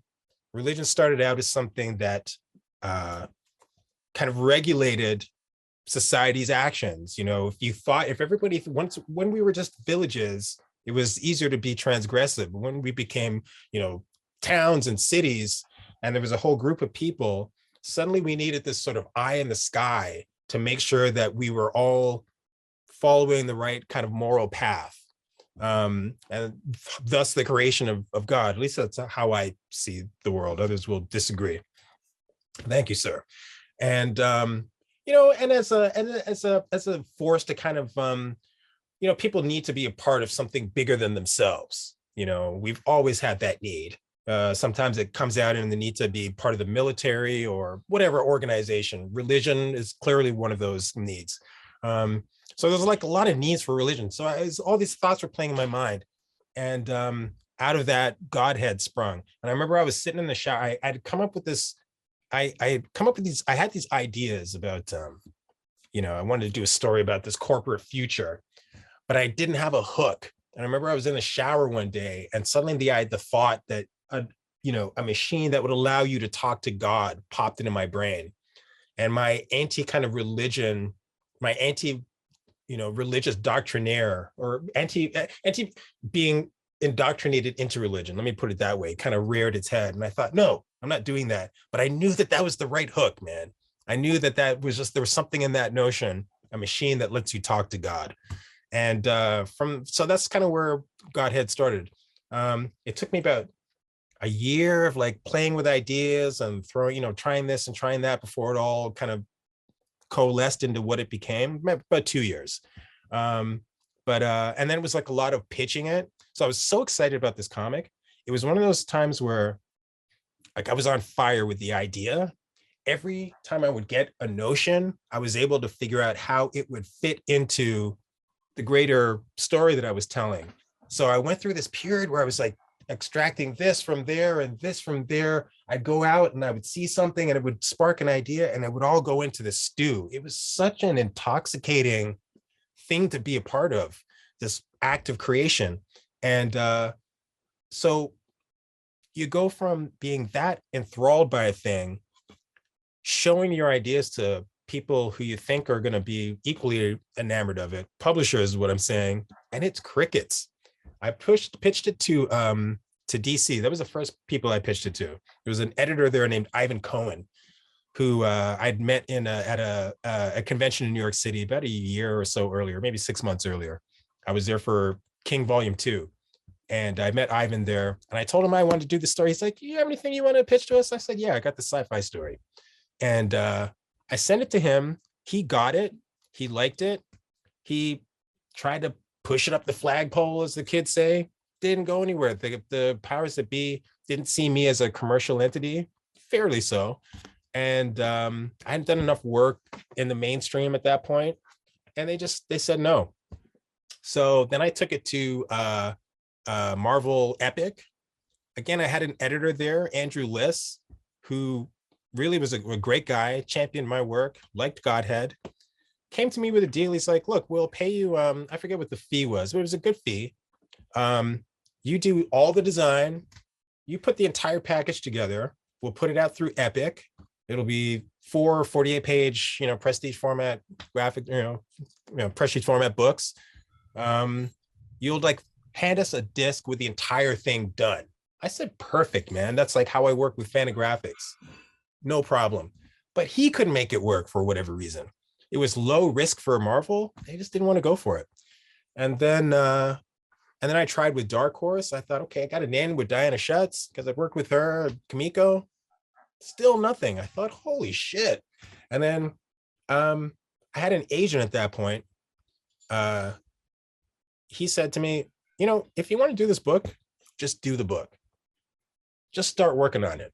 Eventually, enough momentum will accrue that it will become a thing. So I said, you're right. So this was around 2008, something like that, 2007, 2008, somewhere in there. And I started working on this book, and I did these painted pages. I was really inspired by Bill Sienkiewicz. Obviously, I keep mentioning Sienkiewicz every 5 minutes, and Ralph McQuarrie, the great production artist from Star Wars. I worship him. And just movie production art in general. I thought, I want to do a movie production art / Bill Sienkiewicz painted comic book. That's what I want to do. And it's going to be a huge, epic sci-fi adventure. I was chuffed. And I painted like 8 of those pages, and I was shopping them around. It was still crickets, dude. And after I'd like pitched it to so many people, I pitched it to IDW, I pitched it to a whole bunch of people, and it was always the same. I just thought, something is telling me to not do this comic. So I stopped. I went away. That's the other time when I walked away from comics. I thought, this is just not working, dude. There's other stuff I want to do, I can do. It's time to move on. So I became a newspaper reporter, and I went to film school. I did all this stuff. But God damn it, Godhead was still in my brain, man. I could not get it out of my head. It was just there. I put so much thought into it, and love and care. It had so many rich ideas for me. I just thought, I got to do this. And so I hadn't drawn comics in probably about 6 years. I hadn't drawn a fucking thing. And a friend of mine, I was just out of film school, and I was looking for a job. I couldn't find any work in editing or directing or cinematography. It was the 3 fields I was trying to get some work in, and writing too. And I did a job for a friend of mine. He's a local comics writer and a documentary filmmaker. And he had this 16-page story that he wanted me to, Kalman Andrzejowski. I don't know if you're familiar with his work. He's a great Canadian cartoonist. He works for Marvel, DC. So check him out. I'll send you a link to some of his work. He's a phenomenal artist. And he had done the layouts for this story called Charcoal. And I took over from him and did this. And I had so much fun drawing this 16-page story. It was the first time I'd done comics in like so many years. And I just had a ball. I thought, God damn, I should just do Godhead, man. I should just do it and get it out of my life and move on. And after about 6 months of negotiating with myself, I said, God damn it, I'm just going to do it. And I knew I couldn't do it the way that I had originally planned with the fully painted pages. It would have taken me forever to do. I thought, I'm going to downscale this a little bit. I'm going to do it in black and white, do it in black and white and gray tones, but I'm going to do it. If it takes me the rest of my life, I'm going to do it and just stop thinking about it. And that's what I did. So it's around 2014, I think.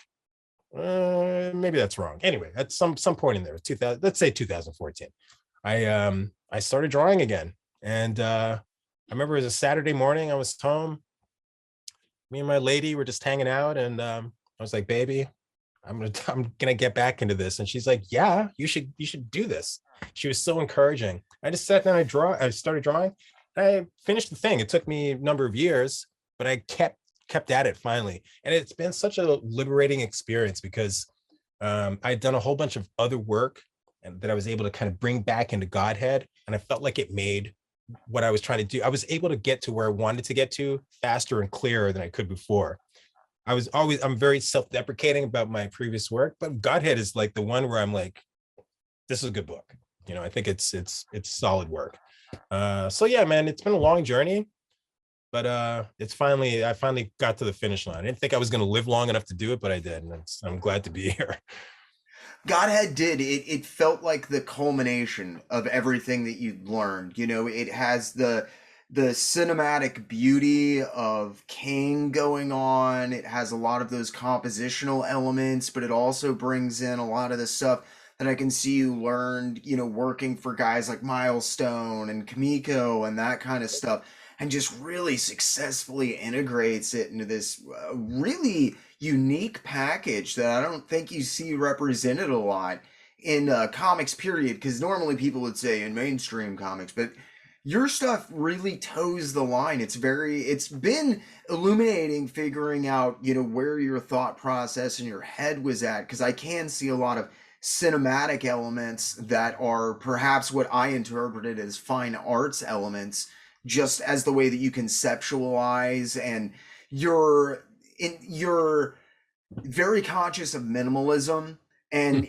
I think like being introduced to guys like Toth and that kind of stuff early on, and then Yeah. other people that are drawing on that, and what when you were talking about Matt Wagner, his ability to like boil stuff Mm. down and not be so flowery and Yes, verbose, sir. Ah, just love it. really came with just power in Godhead. And I've seen you pick up some steam after that. You're doing mostly, short stories. You've done several for Marvel. I know you did the Killmonger story. You did, there's a Blade story, I believe, that you did. I'm working on Blade now. Blade is what's on the books like right now. Yeah. And there was a Spider-Man thing, and of course the ill-fated Luke Cage. But yeah, there's something about Godhead that kind of kicked the doors open. I've never felt more creatively confident. I've never felt more I just feel like now's the time to do the work. You know what I mean? And for whatever reason, the doors have been opened up somewhat to allow me to do that. That was the problem before. That engine was revving for a long ass time, but nobody was letting me like pop the clutch and put it into gear. Sorry for all these goofy metaphors, but you know what I'm saying? It's like it wasn't happening. For some reason now the doors are open, man. So I'm fucking going for it as much as humanly possible. I'm trying to make up for lost time is what I'm doing. You've been putting in the work for 30 years. I mean, like, not like half-assed, 40 years at this point. I mean, just killing it. Yeah. Quality work, man. I mean, Yeah. everything you do has a distinct personality and a voice. It's never repetitious. It's never that you trying to play on your past successes. I can always see you trying something new. I You deserve to be given this opportunity and this shot. Thank you, brother. I've been so happy, and I do kind of want to talk a little bit about Luke Cage. Yeah, Um, absolutely. yeah, because Marvel, I it moved from a short story, and then they were enamored enough with it that they wanted to make it into a mini. And then I think probably once they were confronted with, the story that you were going to give them, from what I've seen from the stuff that you produced, that they just kind of backed out and got cold feet. But you've since decided, you know what? I'm going to Godhead this shit. I'm not letting anybody steamroll my fucking dreams anymore, and I'm running my life. I'm in charge, and you're taking that now and repurposing it into your own original graphic novel. Can you talk a little bit about that situation and how that's all kind of evolved and shook out? Yeah, absolutely. I didn't want to talk about it at first because I don't want to throw anybody under the bus or anything like that. And that's not my intent. I don't want I to be know, I know acrimonious, that. and that's not me trying to throw shit at Marvel. I just think it's important to discuss. No, absolutely. I know that's not your intention at all. Um, so what happened is, as you said, it started out as a short story. Um, they they approached me after the short story was done totally. It's illustrated by Sean Damian Hill, who I'm continuing to work with. Great artist. Um, and Yeah, I think, well, like you said, man, they got cold feet. So what happened was we did the short story. They liked they I guess they liked it because they called me up one day and they're like, we would, do you want to expand this? You said there's a lot going on in the story. We think it would work either as a one shot or a mini series. Any interest? Of course, I was interested. I wrote them an outline. They knew what they were getting into. I wrote this outline a couple of weeks after this phone call, sent it in. They're like, great, no problem. All the themes were there, all the characters were there. My intentions were all within this 3-page document. They signed off on it. Fantastic. So I set to work writing, had a ball. Oh my God, that was one of the most fun writing jobs I've ever had. Here's the thing about Marvel. This is how they managed to get so many people. The toys are fun. They're just fun. And there's something about them that makes them feel like they've been in existence for longer than, than the actual time that they feel timeless, those characters. And so you write Luke Cage, Elektra, Kingpin on a script, like you get a charge. I got a charge, dude. Getting to like put Cage and all these characters, and especially like Elektra / Daredevil, in who's in my story, in our story, was I love that character. I absolutely fell in love with her. Just so much fun. And so it was a real charge getting to put them through the paces. And anyway, so I wrote this. I wrote the outline, sent it in, no issues. I wrote the first script. It was a little back and forth. They wanted me to tone a few things down, essentially, but again, it was no real issues. Same thing with issue 2, no issues at all. The editor was really happy with the work. Started to get the pencils and then the inks in for the first issue, then the letters, then the colors. It was a finished comic. And I gotta say, this was, I can be a little harsh on my work. Yeah. I think I've demonstrated that a little bit during this conversation. When I read that first issue, dude, and I'm going to send it to you.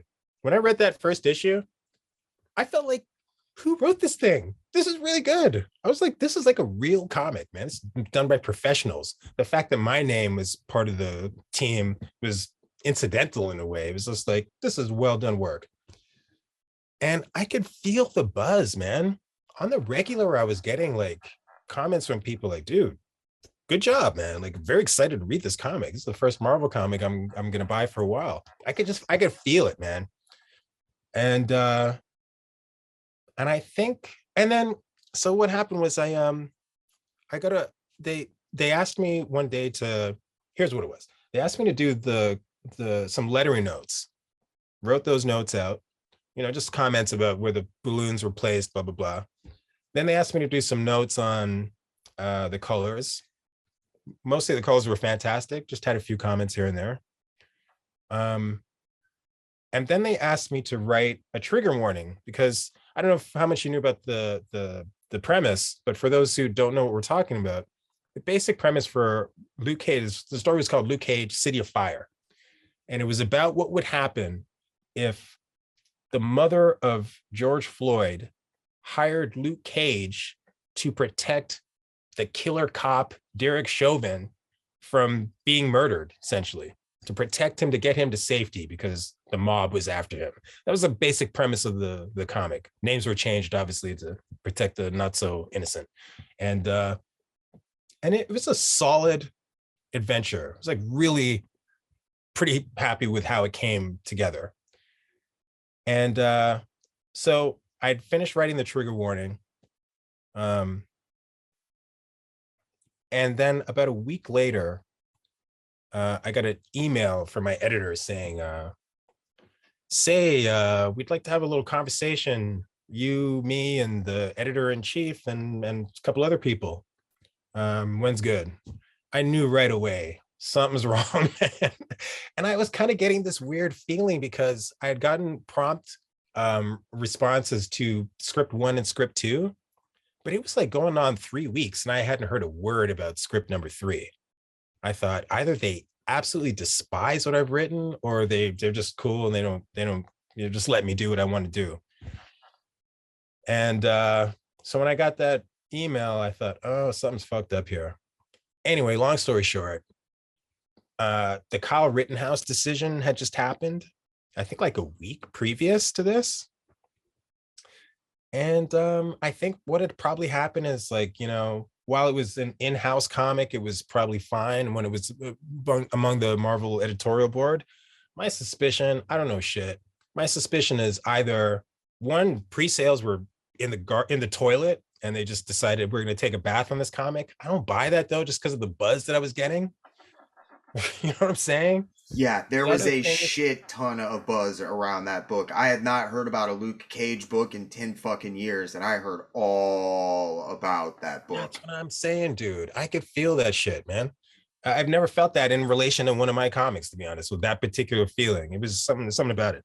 And anyway, I think what had probably happened was somebody higher than the editorial board, the people cutting the checks, probably got wind of what was happening, put that together with Kyle Rittenhouse, said, guys, we're not in the business of controversy. We don't need this shit. We got to kill this comic.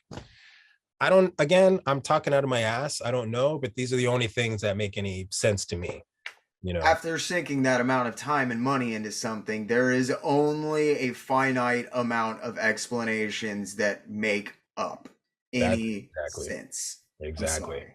No, man, I think you're right. And they didn't want to be too specific with me. They kept it vague, but I mean, there's like you said, there's only so many conclusions I could come to. So after that happened, I gotta tell you, Roman, man, that was one of those moments, right? I was like, why the hell am I doing this, man? Like it really made me call into question my decisions, getting involved just in comics in general. So much rejection over the years, so many ups and downs. Like, how many times you have to beat yourself against the wall? They came to me, the work was solid. Fuck, There's no reason I for didn't us to even, expect that it's going to go in the toilet. You know what I'm saying? So it came as a real shock, and I was many sleepless nights that and had to have made some it hurt depression. so Yeah, much more, so yeah. much worse. They came to you. They What came to the me. I'm sorry. I hadn't even put that together. Go ahead. I No, man. apologize. That's just, No, that's totally cool. Yeah, no, that's what made it. There's a kind of an unwritten rule. If you pitch something, man, you're fifth chance of 50-50. But when they come to you, that usually means it's a slam dunk. You're good to go. Not always, apparently. So, and here's the thing. I I still respect the people that I worked with. My creative team, our creative team, are phenomenal. The editors that I worked with at Marvel, they've all been great. On a personal level, it's been phenomenal. Getting to work with, the prestige, honestly, working with them, getting to work with the toys, play with those toys, phenomenal. It's been All of it has been a great experience, except for the one part that totally sucked ass, you know, that came out of nowhere. That was my first experience with them. So they were kind of like, guy, I would understand if you don't want to ever deal with this again. I still want to play with those toys, so I'm gonna, and I grew up reading Marvel comics. They were kind of got me into the field in the first place. I respect the legacy. That's the same field that gave us Jack Kirby, Steve Ditko, all the greats that I've grown up loving.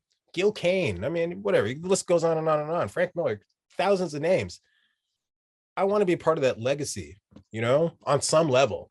So that has fueled the desire to continue to work with them. But I have to say, it's been like that introduction was a kick in the teeth, and not a kick in the teeth I saw coming. But there it is. I think your ability to kind of like pivot on your feet and rather than just absolutely abandon the project, take it and repurpose it and make use of the time and energy that you put into it is a lot more than a lot of other people experience in their first really nasty knockdown blow from a big company like that. I personally cannot wait until that project comes out. I am going to be shoving that in people's faces inordinate to an inordinate amount because Shit, that man. they, they will know what Marvel missed out on Yeah, and that's and the why thing. they need to raise a stink when Marvel is yanking these series away from people.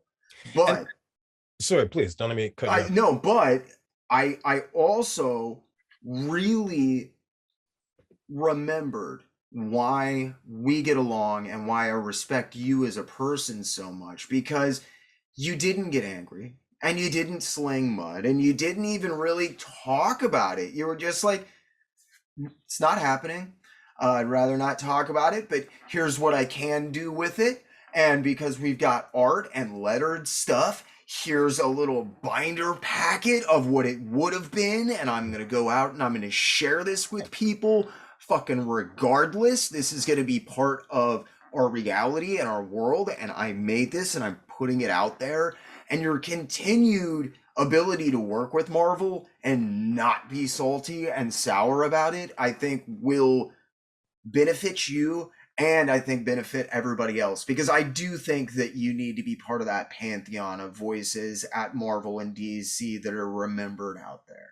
Thank you, man. I appreciate that so much. I mean, I think I've got something to contribute there. I think I've got some good stories to tell. So, we'll see how this plays out. But yeah, it's been an up and down relationship so far, but it's going well right now.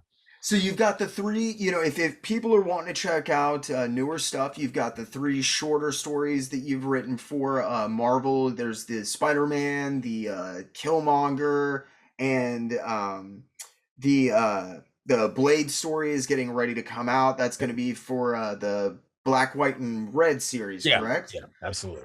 But you've also got a graphic novel that you've written that's being illustrated at this point, correct? Yes. Oh yeah, totally forgot about that. Yeah, the Resurrectionists. Yeah, that is going to be coming out. I don't know when that's coming out. That's like, Jeremy Love is like in the middle of illustrating that, like you just said. So hopefully in the next couple of years or so. But yeah, we're doing that through Abrams Comic Arts. They have an imprint called Megascope, and we're doing it through them. Dude, so much fun, man. That was one of the most fun jobs I've ever had. It wasn't a job. It was so the Resurrectionist is about it's about a group of resurrectionists essentially in the 1800s who are digging up bodies. They're grave robbers. They're digging up bodies for medical science. And it's about a young woman. She's down on her luck and she falls in with this group of resurrection men. So like actually mostly women in the group, to be honest. And through interaction with the dead, she realizes that she is a true resurrectionist. She has the actual ability to raise people from the dead, to bring them back to life. And in a way, it's sort of so it's kind of like it's like a grave robbing yarn, and then it kind of morphs into a supernatural thriller at the end. And it is very much, in a way, kind of a spiritual, thematic prequel to Godhead. It explores class in a similar way to Godhead, not in a similar way, but it class, like the class war is very much the central theme of the book. But it also explores religion in a similar way. It talks about God in a similar way. I abandoned it, but my original thought was to kind of have the end of the book lead kind of directly into Godhead, kind of tease like the creation of a God machine at the end of the Resurrectionist. I got talked out of it, and I probably would have gotten to that point anyway. But I think it's going to be a very rich, exciting, and kind of creepy and weird supernatural thriller. Really, really excited about it. Had like I said, I just had so much fun being in that world and working with these characters and knowing it was going to be realized by a great artist, and I didn't have to draw the thing myself. Was kind of fun. So yeah, man, big fun. Very excited about this one. You've got a couple of novels, I believe, that are coming out as well. I mean, it seems like you're finally coming into your own and really exploding out there. Where is the best place for people to keep up with you? And what is the next stuff that you've got coming out for people to check out? Thank you for asking. I've got yeah, we're talking about Stone. I wrote two novellas, one called Stone, one called Rizzo, for a website called Neotext that is about to be published as a series of 5 books. I got to write 3 more in the next year. So there's a lot of work coming up. But yeah, man, it's like this sort of dystopian thriller. Imagine a world in which Donald Trump never gave up the presidency, declared himself a dictator for life, canceled elections, tried to turn the world into, basically a fucking caliphate. He's trying to. It's bad, and so it's like a real dystopian world. And we have this character who's like kind of thrust into the middle of this horror show, and decides she's not going to take it anymore, and becomes a revolutionary. And I won't say anything more than that, but yes, again, very really excited. This sort of opportunity dropped into my lap through Godhead, a little bit through Ben Mara, who's a collaborator on the project. And yeah, man. And also, we're making a film version of this too. I got hired to write the screenplay version of it. So I'm planning like a stone takeover of the world over the next couple of years or so. Yeah. Congratulations on the script, man. I didn't catch that part. That is fucking amazing. Yeah, yeah. I would be so happy to see everything come full circle for you, and you be able to utilize all of these talents that you've cultivated over your lifetime. Thanks, man. Thank me too. It'd be nice. I mean, you know what it's like. You work forever, and sometimes it doesn't always pan out, but then sometimes it does. So you got to take advantage. I'm into that. Glut yourself while you can. Yeah, totally. Keep putting it out, man. Totally. Well, Same to you. dude, I've had you for like 3 hours. We have talked about some incredible stuff. Did I miss anything? Have you got anything? We've talked enough, man. That's more Ho Che Anderson than anybody needs. Well, I'll disagree with you there, because I could keep you here for another 3 hours, but I won't. No. I just wanted to thank you again for being on the channel. I want to wish you the best of luck. If there's anything I can ever do to help spread the word, please let me know. You're doing it now, man. Well, I'll be looking forward to reading that issue whenever you pass that along. I wasn't upset about something getting canceled about that like in a long time. I haven't written a letter to Marvel since I was 18. Man. But thank you so much for being on the channel, man. I am so excited for all of this stuff you've got coming out. Guys, as I said, make sure you check out Ho Che Anderson's Instagram page, by the way. I don't think I mentioned it yet, but I follow Ho on there. He posts just some of the funnest stuff. He'll go back to his old sketchbooks, and he was posting some of his stuff from the Marvel tryout book. Yeah. And his inking stages that he's gone throughout his life. And it's just really cool to get to, you get a good glimpse inside of the creator and his work. And it's some stuff that you should check out. If you have not read Godhead or King, do yourself a favor, get off of this interview, just take the dive. It's not expensive. You will thank me later. And I basically guarantee you'll thank Ho later as well. I can't recommend that stuff enough, man. So thank you again for being on the channel, dude, and spending 3 hours just shooting this shit with me, man. It's been incredible. Dude, I'm a fan. This has been awesome. You're a great guy. You're way cooler in person. I mean, way cooler. You're cool in your show, but you're really great to talk to. Very insightful. Done your research. Know your history of comics. It's a pleasure.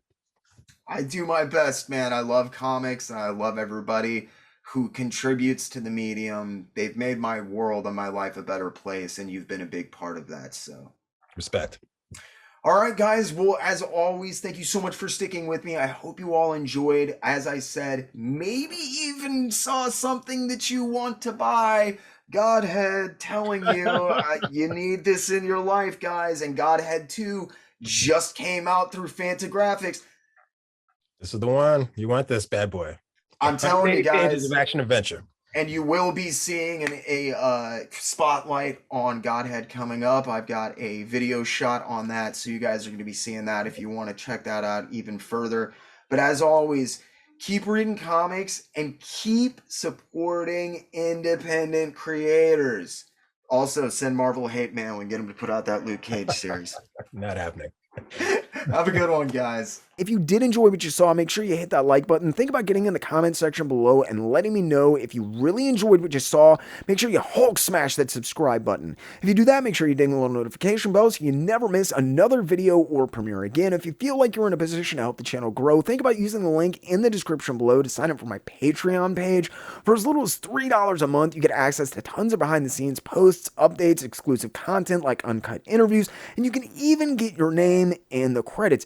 If you want to support the channel, but Patreon is not your thing, have no fear. You can finally sign up for membership right here on YouTube. Just hit the little join button and make sure to select the tier and the perks that fit you best. If that's not enough, you can also make one-time donations towards specific goals or just tip the channel using the Ko-Fi link in the description below. And you can even pick up your very own JerkComic shirts like the ones you see on the screen now. As always, this video was brought to you by the Jerk Broadcasting Service, as well as generous grants from the Patreon, Ko-Fi, and YouTube members you see on the screen now. I seriously want to thank every single one of you that supports the channel and helps make these videos possible, with a super special thanks to my loyal Wednesday Warriors, Channel 10, Chasen, Clinton Salvini, and Mike Dolan. I really hope the quality and content is getting better, and I can't wait to see where this next year takes us with your continued support. Thank you again for helping this crazy dream of mine become a reality, and for sticking with me. I hope you all enjoyed, maybe even learned something, and as always, I really, truly, and honestly ask only two things. Keep it in those local shops, and keep reading comics.